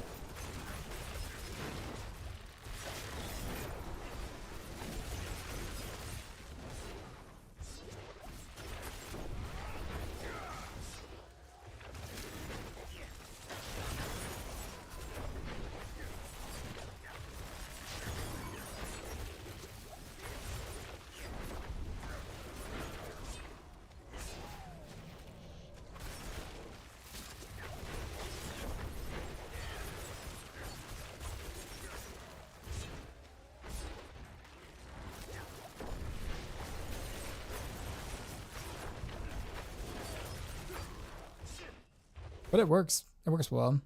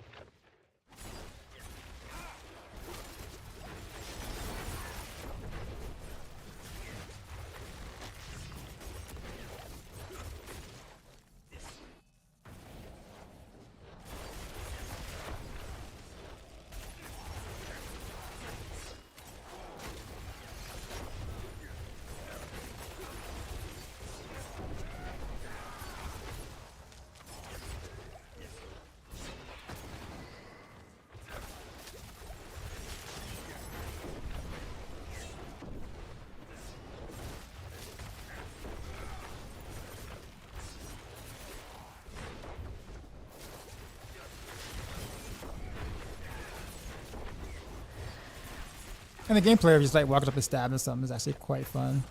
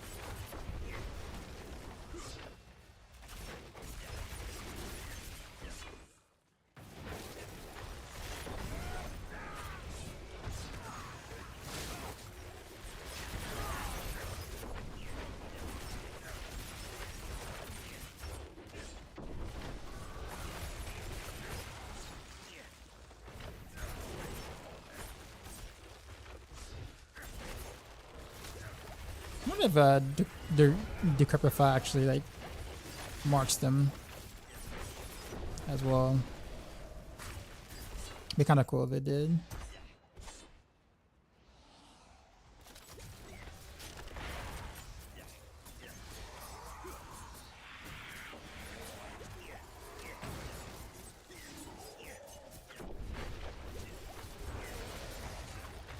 Where's my shadow clone at?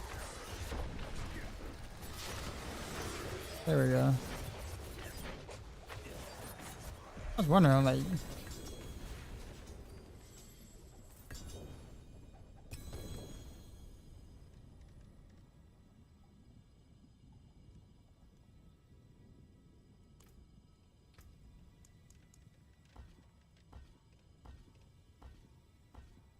yeah, I haven't got a 16% in like a while. Guys on Macro, yeah, I gotta make a couple of tweaks to it, which I probably will do tomorrow or later on today. I'm gonna do that for several guides.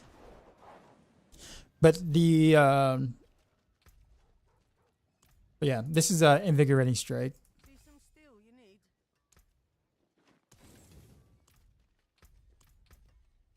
Quite fun. Like it's built similar to Heartseeker, but you just change like literally just a couple of things, and then you go momentum. But it's actually quite fun. I guess now that I got the momentum going, no pun intended. Let's actually do beast fall beats actually with this. Use it well. Now that I'm running momentum, beast fall beats might be slightly better. I feel slower too, man. Oof. Then again, I don't need this, do I?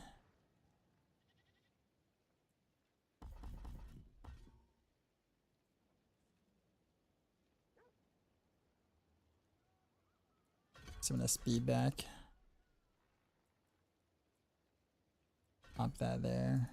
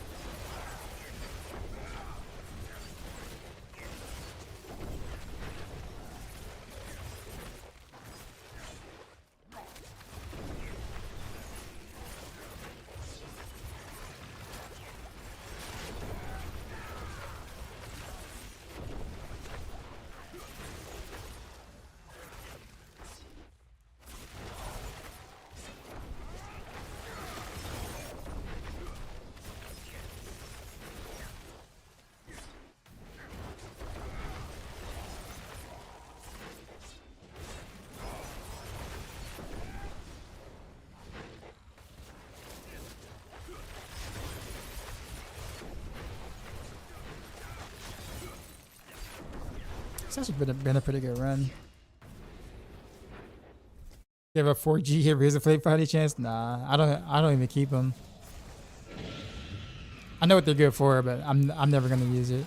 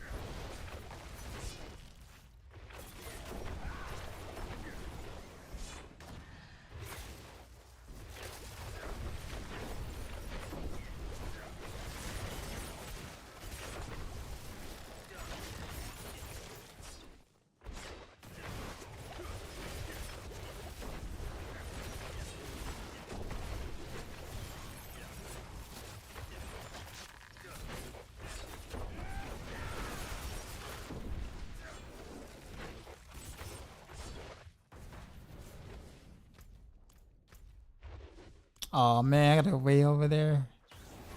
Are you kidding? Ah.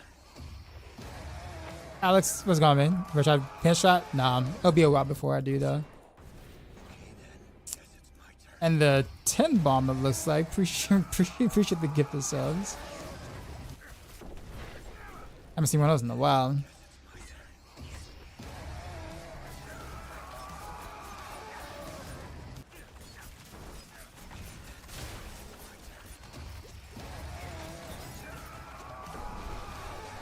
I feel like I don't spend enough energy.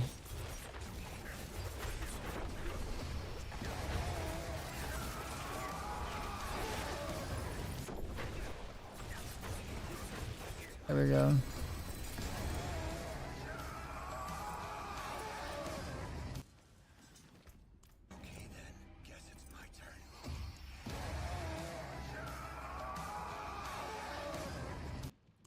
Well, I haven't gotten a single glyph upgrade in a while.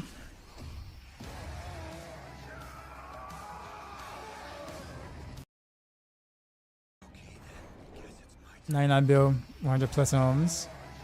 Jeez, dude. That's nuts. I'm never gonna. I will never be anywhere near running out of gold anytime soon. So, all right. So we're gonna save this setup. We'll do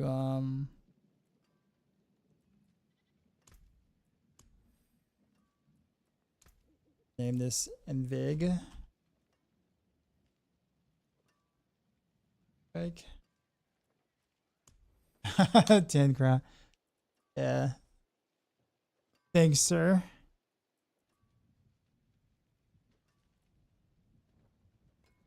All right, so that's cool. That works. That works well. Let's switch it up again. We're gonna actually switch up to some blade shift actually. So we'll do this, and then I think I have a crossbow with double damage for blade shift. Yep, here it is. Just gotta change the rune though.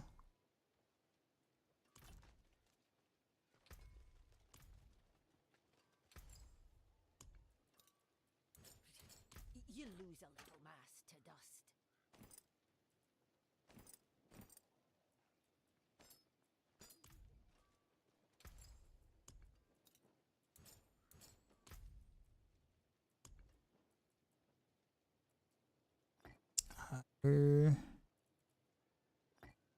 X Pac I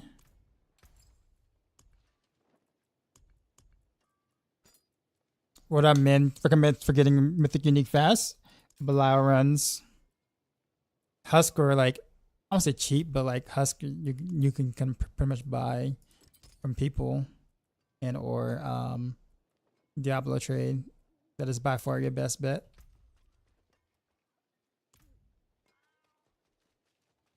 The wonders of Sanctuary at your fingertips. How may I help you? Oh, rough. I gotta do armor here.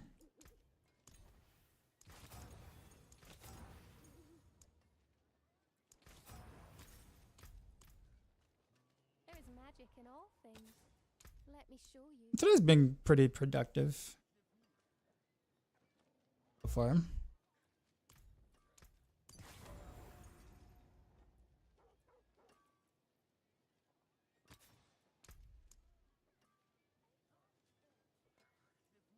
Bigger. Rise is already there, so all I gotta do is master work.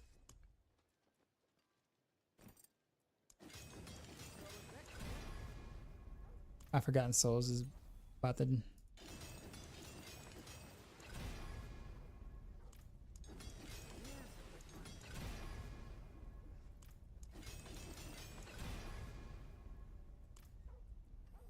Did I do catch ourselves on this one? I did. No idea why. My hammer sings on your return.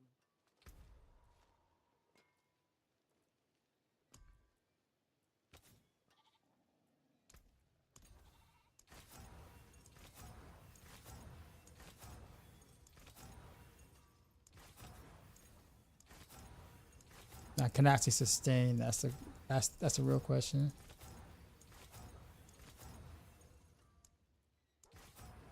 Ordinary.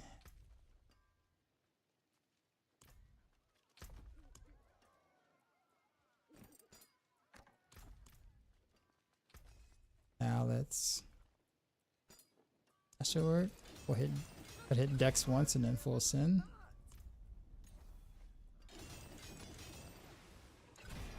You went through a stack of Husk on T2. I haven't seen one yet. You have a better chance of getting it on T4. And if you can't do T4, you might want to like try to find like some friends to do it with, or at least try to do it on T3. T2 is it's not a lot lower, but it's, you know, I probably wouldn't be like looking for mythics in T2. And to be realistic with you, most builds, not most, all builds really don't require mythics that early. Like, you don't need them to be able to do T2, or even to get into T3, or even to get into T4 in most cases.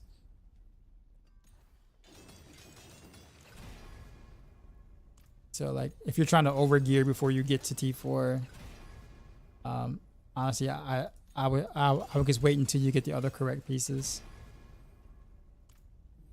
Or why can't I get Dex? It will not roll Dex. Thank you. Max life, whatever, but we'll send it. Gotta hit every other bad thing. Screw it. Reset. Dex.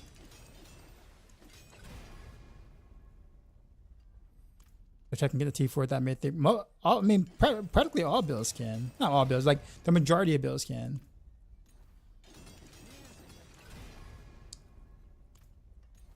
Like mythics isn't that big of a jump in damage that early for you.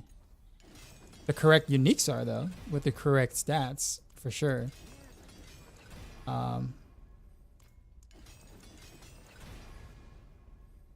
Okay, that's good. I'm really about to be out of Forgotten Souls.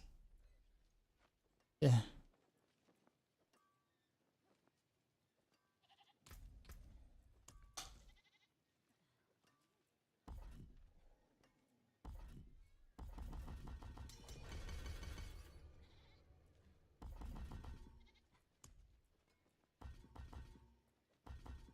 Oh, you're gonna give me the ring?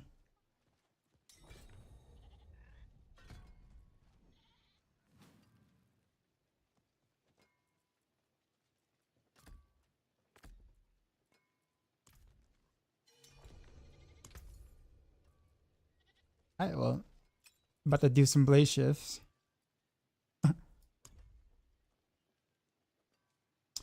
We'll probably hit up rapid fire tomorrow if I can get enough Forgotten Souls. What is the best Forgotten Soul farm right now? Or at least top 2.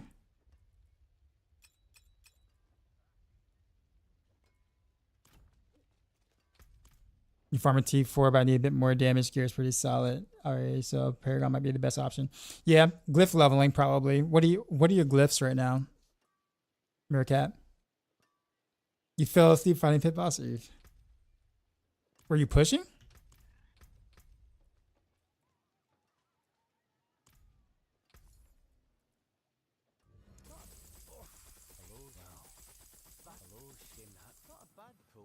Leveling glyphs. Got it.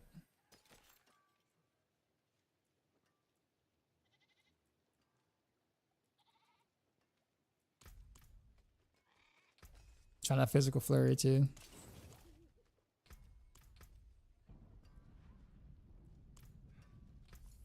Mid pushing. Yep. I know what you mean. But like for real though, what really is the best way for Forgotten Soul farming? Use it well.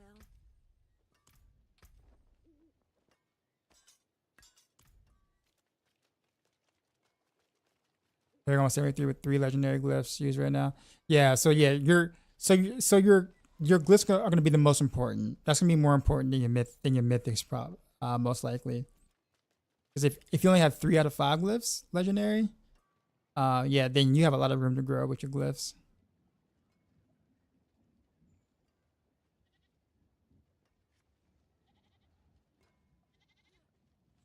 Maybe about.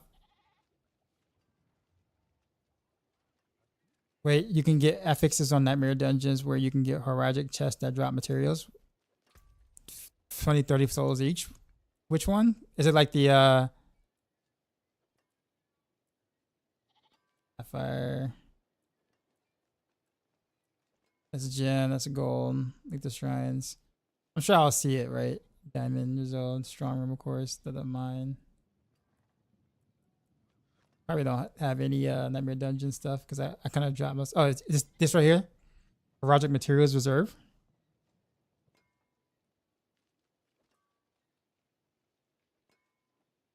Okay, that's what I need to know. How do you get glyph? You just play. They drop on the ground. Literally, you just play. They drop in Nightmare Dungeons. They drop practically everywhere. When they drop, you pick them up and you got it.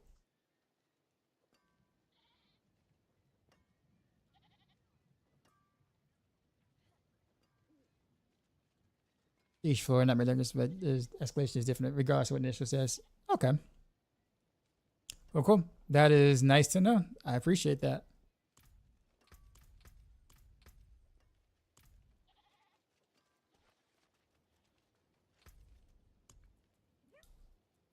I'm usually not like starving for Forgotten Souls because I haven't masterworked this much this early in a while. So it's like, for me, I'm usually never really out like that or get close to out.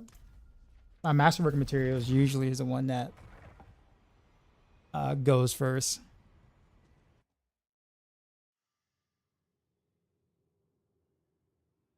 Working towards the 4th legendary node on your board. Okay. Yeah, man. That's kind of what I would work on.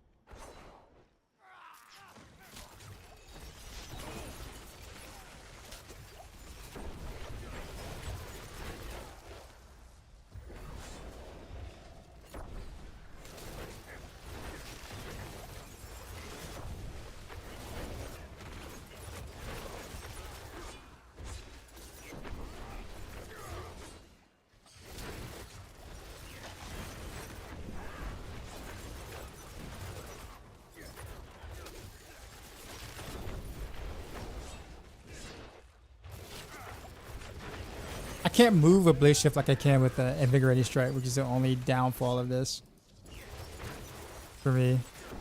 Like I'm kind of stuck in like one spot whenever I'm casting. I can't like scoot and shoot or scoot and stab like I can Invigorating Strike. Not that I necessarily need to, but only when they're like if they pull on top of me, I don't really need to, but.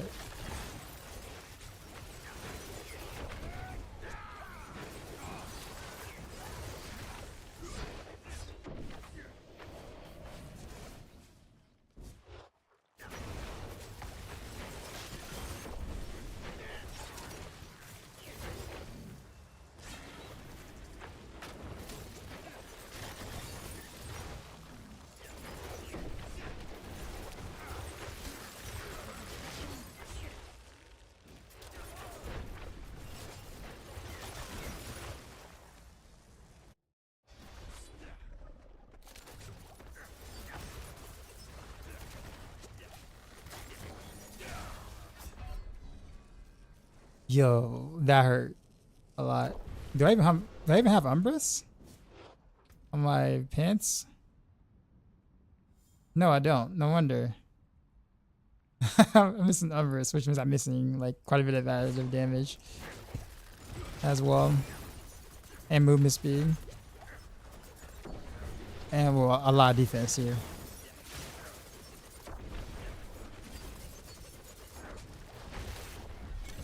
But is this I'm saying invigorous, right? Blade shift.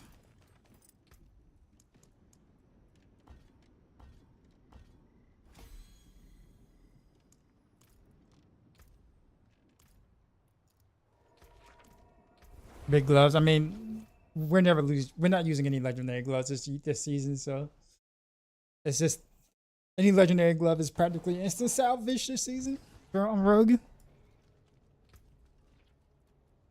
So actually not like that actually would be kind of good some previous seasons ago, but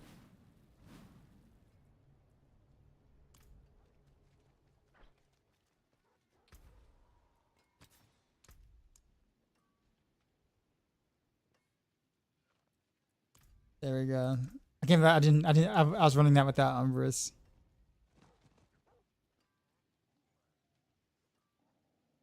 Actually, wait.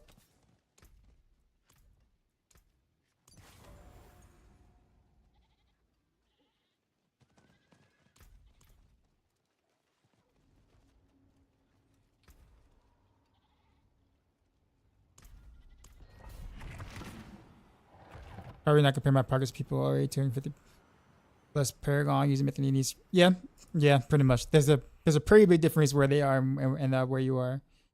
Alright, that says the Renovables build guide, Master the most updated version. There's like a couple of kinks I would change, but nothing that's gonna like make the build like go way higher in damage or anything. So what's there is practically like 95% of what it should be. This is after playing it myself.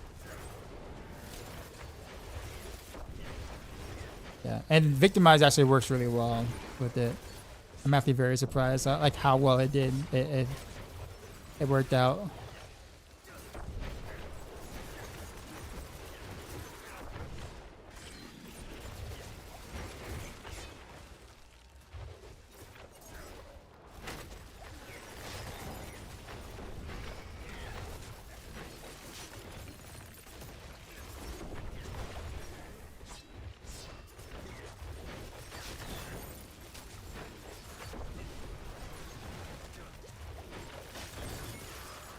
Yeah, Blade Shift is feels really feels really strong.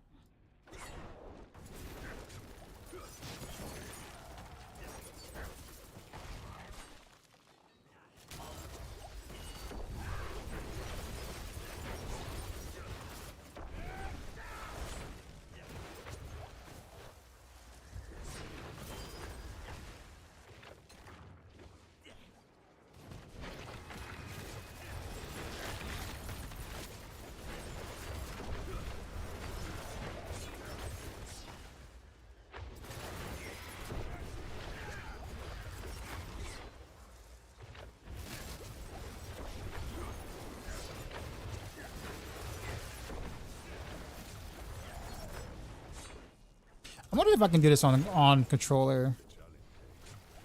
And like, will I be able to move like I want to on a controller versus trying to do it on PC?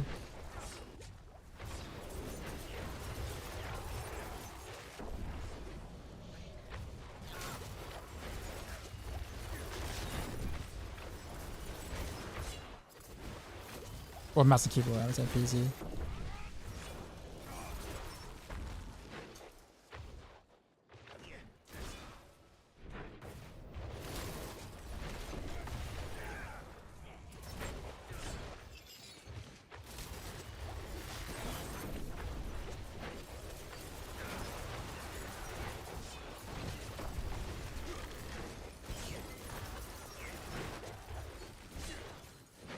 Is a controller attack. have to actually learn how to do like all the menus and stuff with the controller, man. That feels so awkward for me.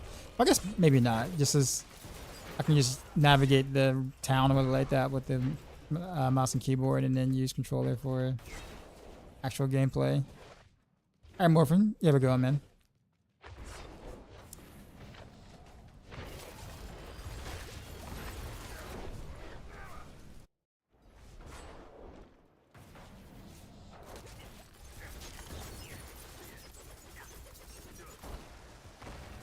Clone is not out. There you go.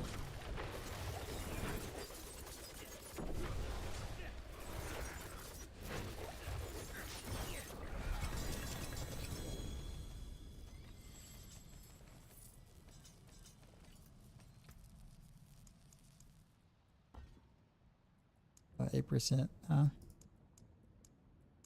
Some mess.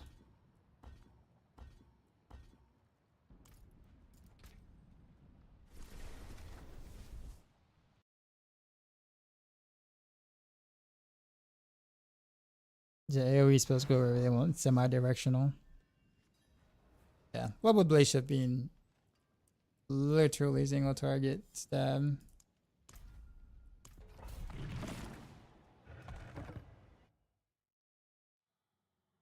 Catches his hit and missing controller. Yeah, I've heard about that too.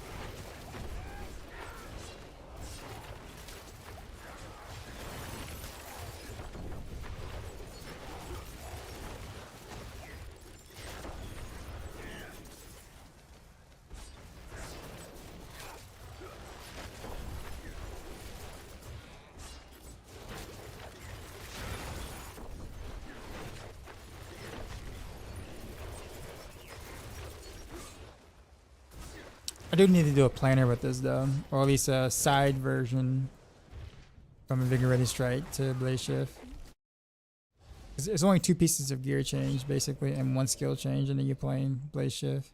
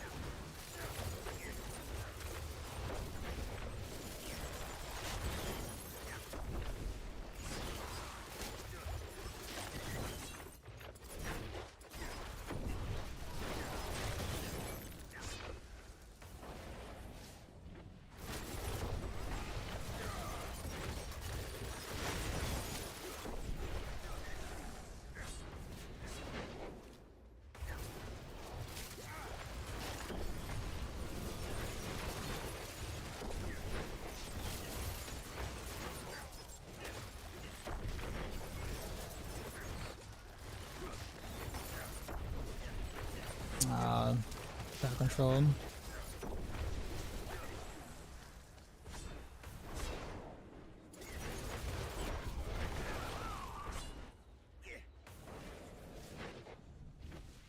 That's how it's Xbox or PS controller.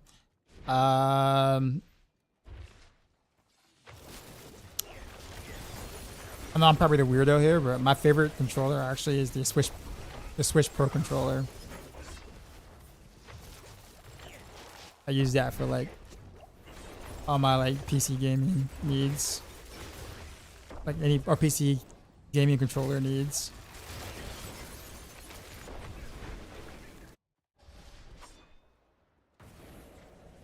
Yeah, see, clone's not out yet, and so like I keep approaching the boss when clone is not up.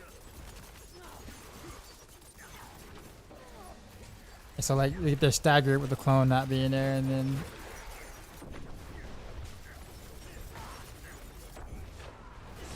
because the clone goes away when you go into the room, right? So like whatever like wherever your cooldown is kind of what it is, like whatever it is.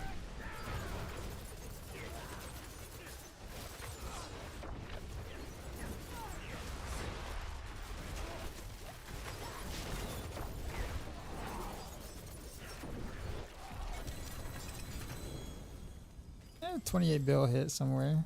Actually not bad. 3-second kill on the 85. I'll take it.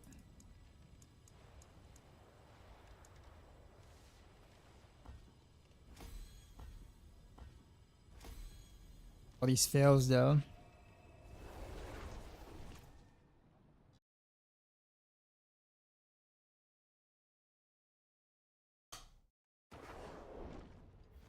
Okay. Well, that's Blaze Shift. Blaze Shift works. We need to like move some things around, like our tier list for sure on max roll.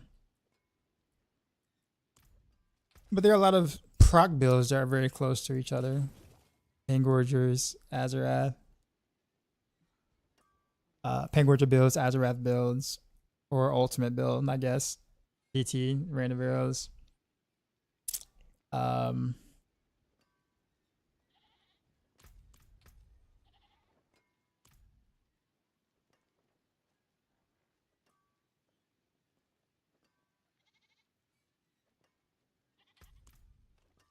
At least I know where to get the OBD farm materials now too as well. We'll say this real quick and then probably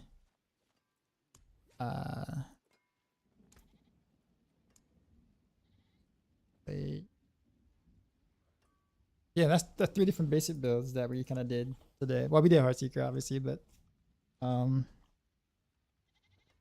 kind of honestly redid it, but like decided to do a close quarters combat version, try hard, hop in, jump back out for the maximum amount of damage or whatever.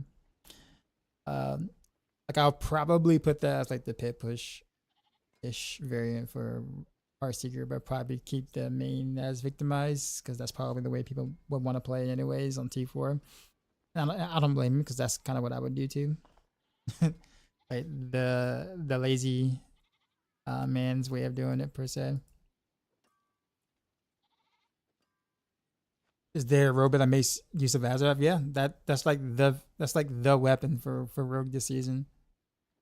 So yeah, you can make a lot of gold off of that. But yeah, Azarath Pinshot, Azarath Twisting Blades, Azarath Dance of Knives. Oh, I mean, I don't really need one. I mean, I'll take it, but I don't really.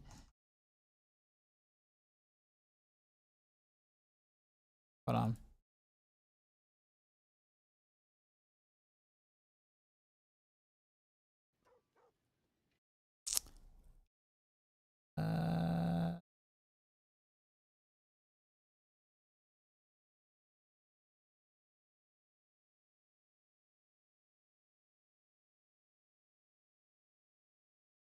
Your gold cap. How all my friends are gold cap this season. I know like inflation is real bad, and the market got destroyed in the first 12 hours of the season. But dang, man.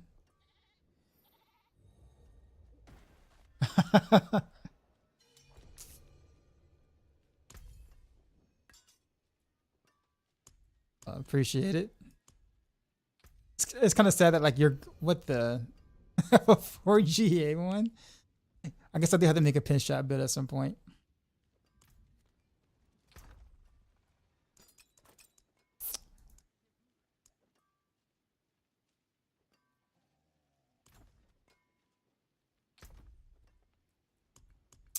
All right, well, I'll put this. You know, we could probably salvage this then. Get some mats back. So now I have an actual Azra. I forge more than horseshoes and nails. What you need? Better than starting from nothing. Yeah, with get some half a souls cent back. There we go. in your return. You're not a rogue enjoyer. All I play is rogue, basically. If I enjoy the season long enough, I might actually play a different class. If I make it that far, I might do like Earth Spike Druid. We'll see. But we'll see if I make it if I play enough to make it that far. Like there's gonna be some updates like week 2 of the game, week 3, whatever like that, where they, you know, get rid of like some of the overarching bugs on Spiritborn and Sork or whatever, and then they'll buff things that are kind of underperforming or whatever. So interested to see what that patch looks like, and if that's fun enough to keep me playing for another couple of weeks, I might actually make a druid. If not, well then, you know, it just is what it is.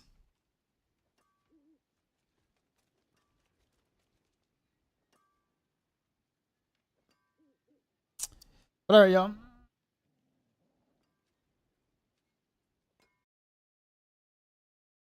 Let's raid out.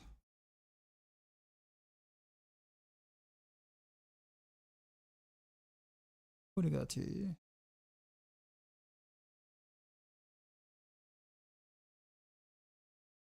Oh, Panda's on.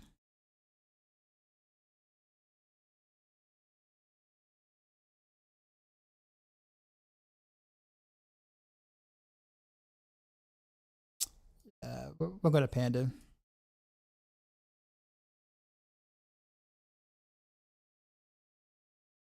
The item that you linked, was it in the game?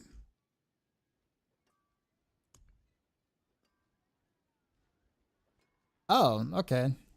Well, the 120. I actually have a 3GA 125. Otherwise, I would say yes. Other than that, I would just sell it. But I appreciate it. Without, yeah, the other one is like, yeah. If I didn't have the 3GA 125, I absolutely would take those for sure. Like for sure. I appreciate it though. All right, let's go to Panda. And sorry about Saturday, like it's, you know, with the power outage, but I will see you tomorrow. We'll do much of the same thing. Well, I'm at the farm for some forgotten souls. Tomorrow's gonna be yeah, I did all the basic builds, all of them, except for forceful arrow and puncture. But you can't really do anything with puncture, unless I wonder if puncture, since puncture with the 3 spread, I wonder if each knife can proc Pangorgus by itself.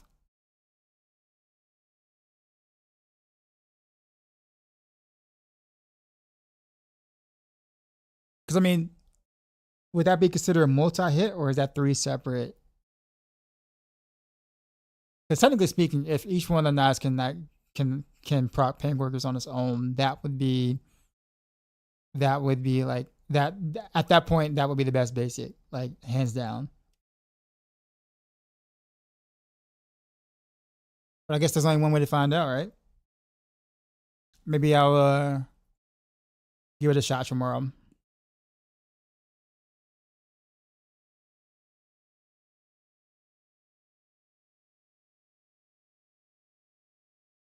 But the Invigorating Stride and Blaze Shift just feels really good due to the fact that like momentum is so good. with those builds, and the fact that you can roll like stolen, you can do stolen vigor with them too as well. Like you have room to fit that in. It just feels good. Also, I think tomorrow when we do try to some meme builds out, I'll probably update some guides on live stream so we can have all builds like where they need to be. Just I would have covered all of them, all of my end game builds. So rapid fire and barrage tomorrow. What we're gonna try to do. Anyhow, enjoy Panda, and as always, till next time.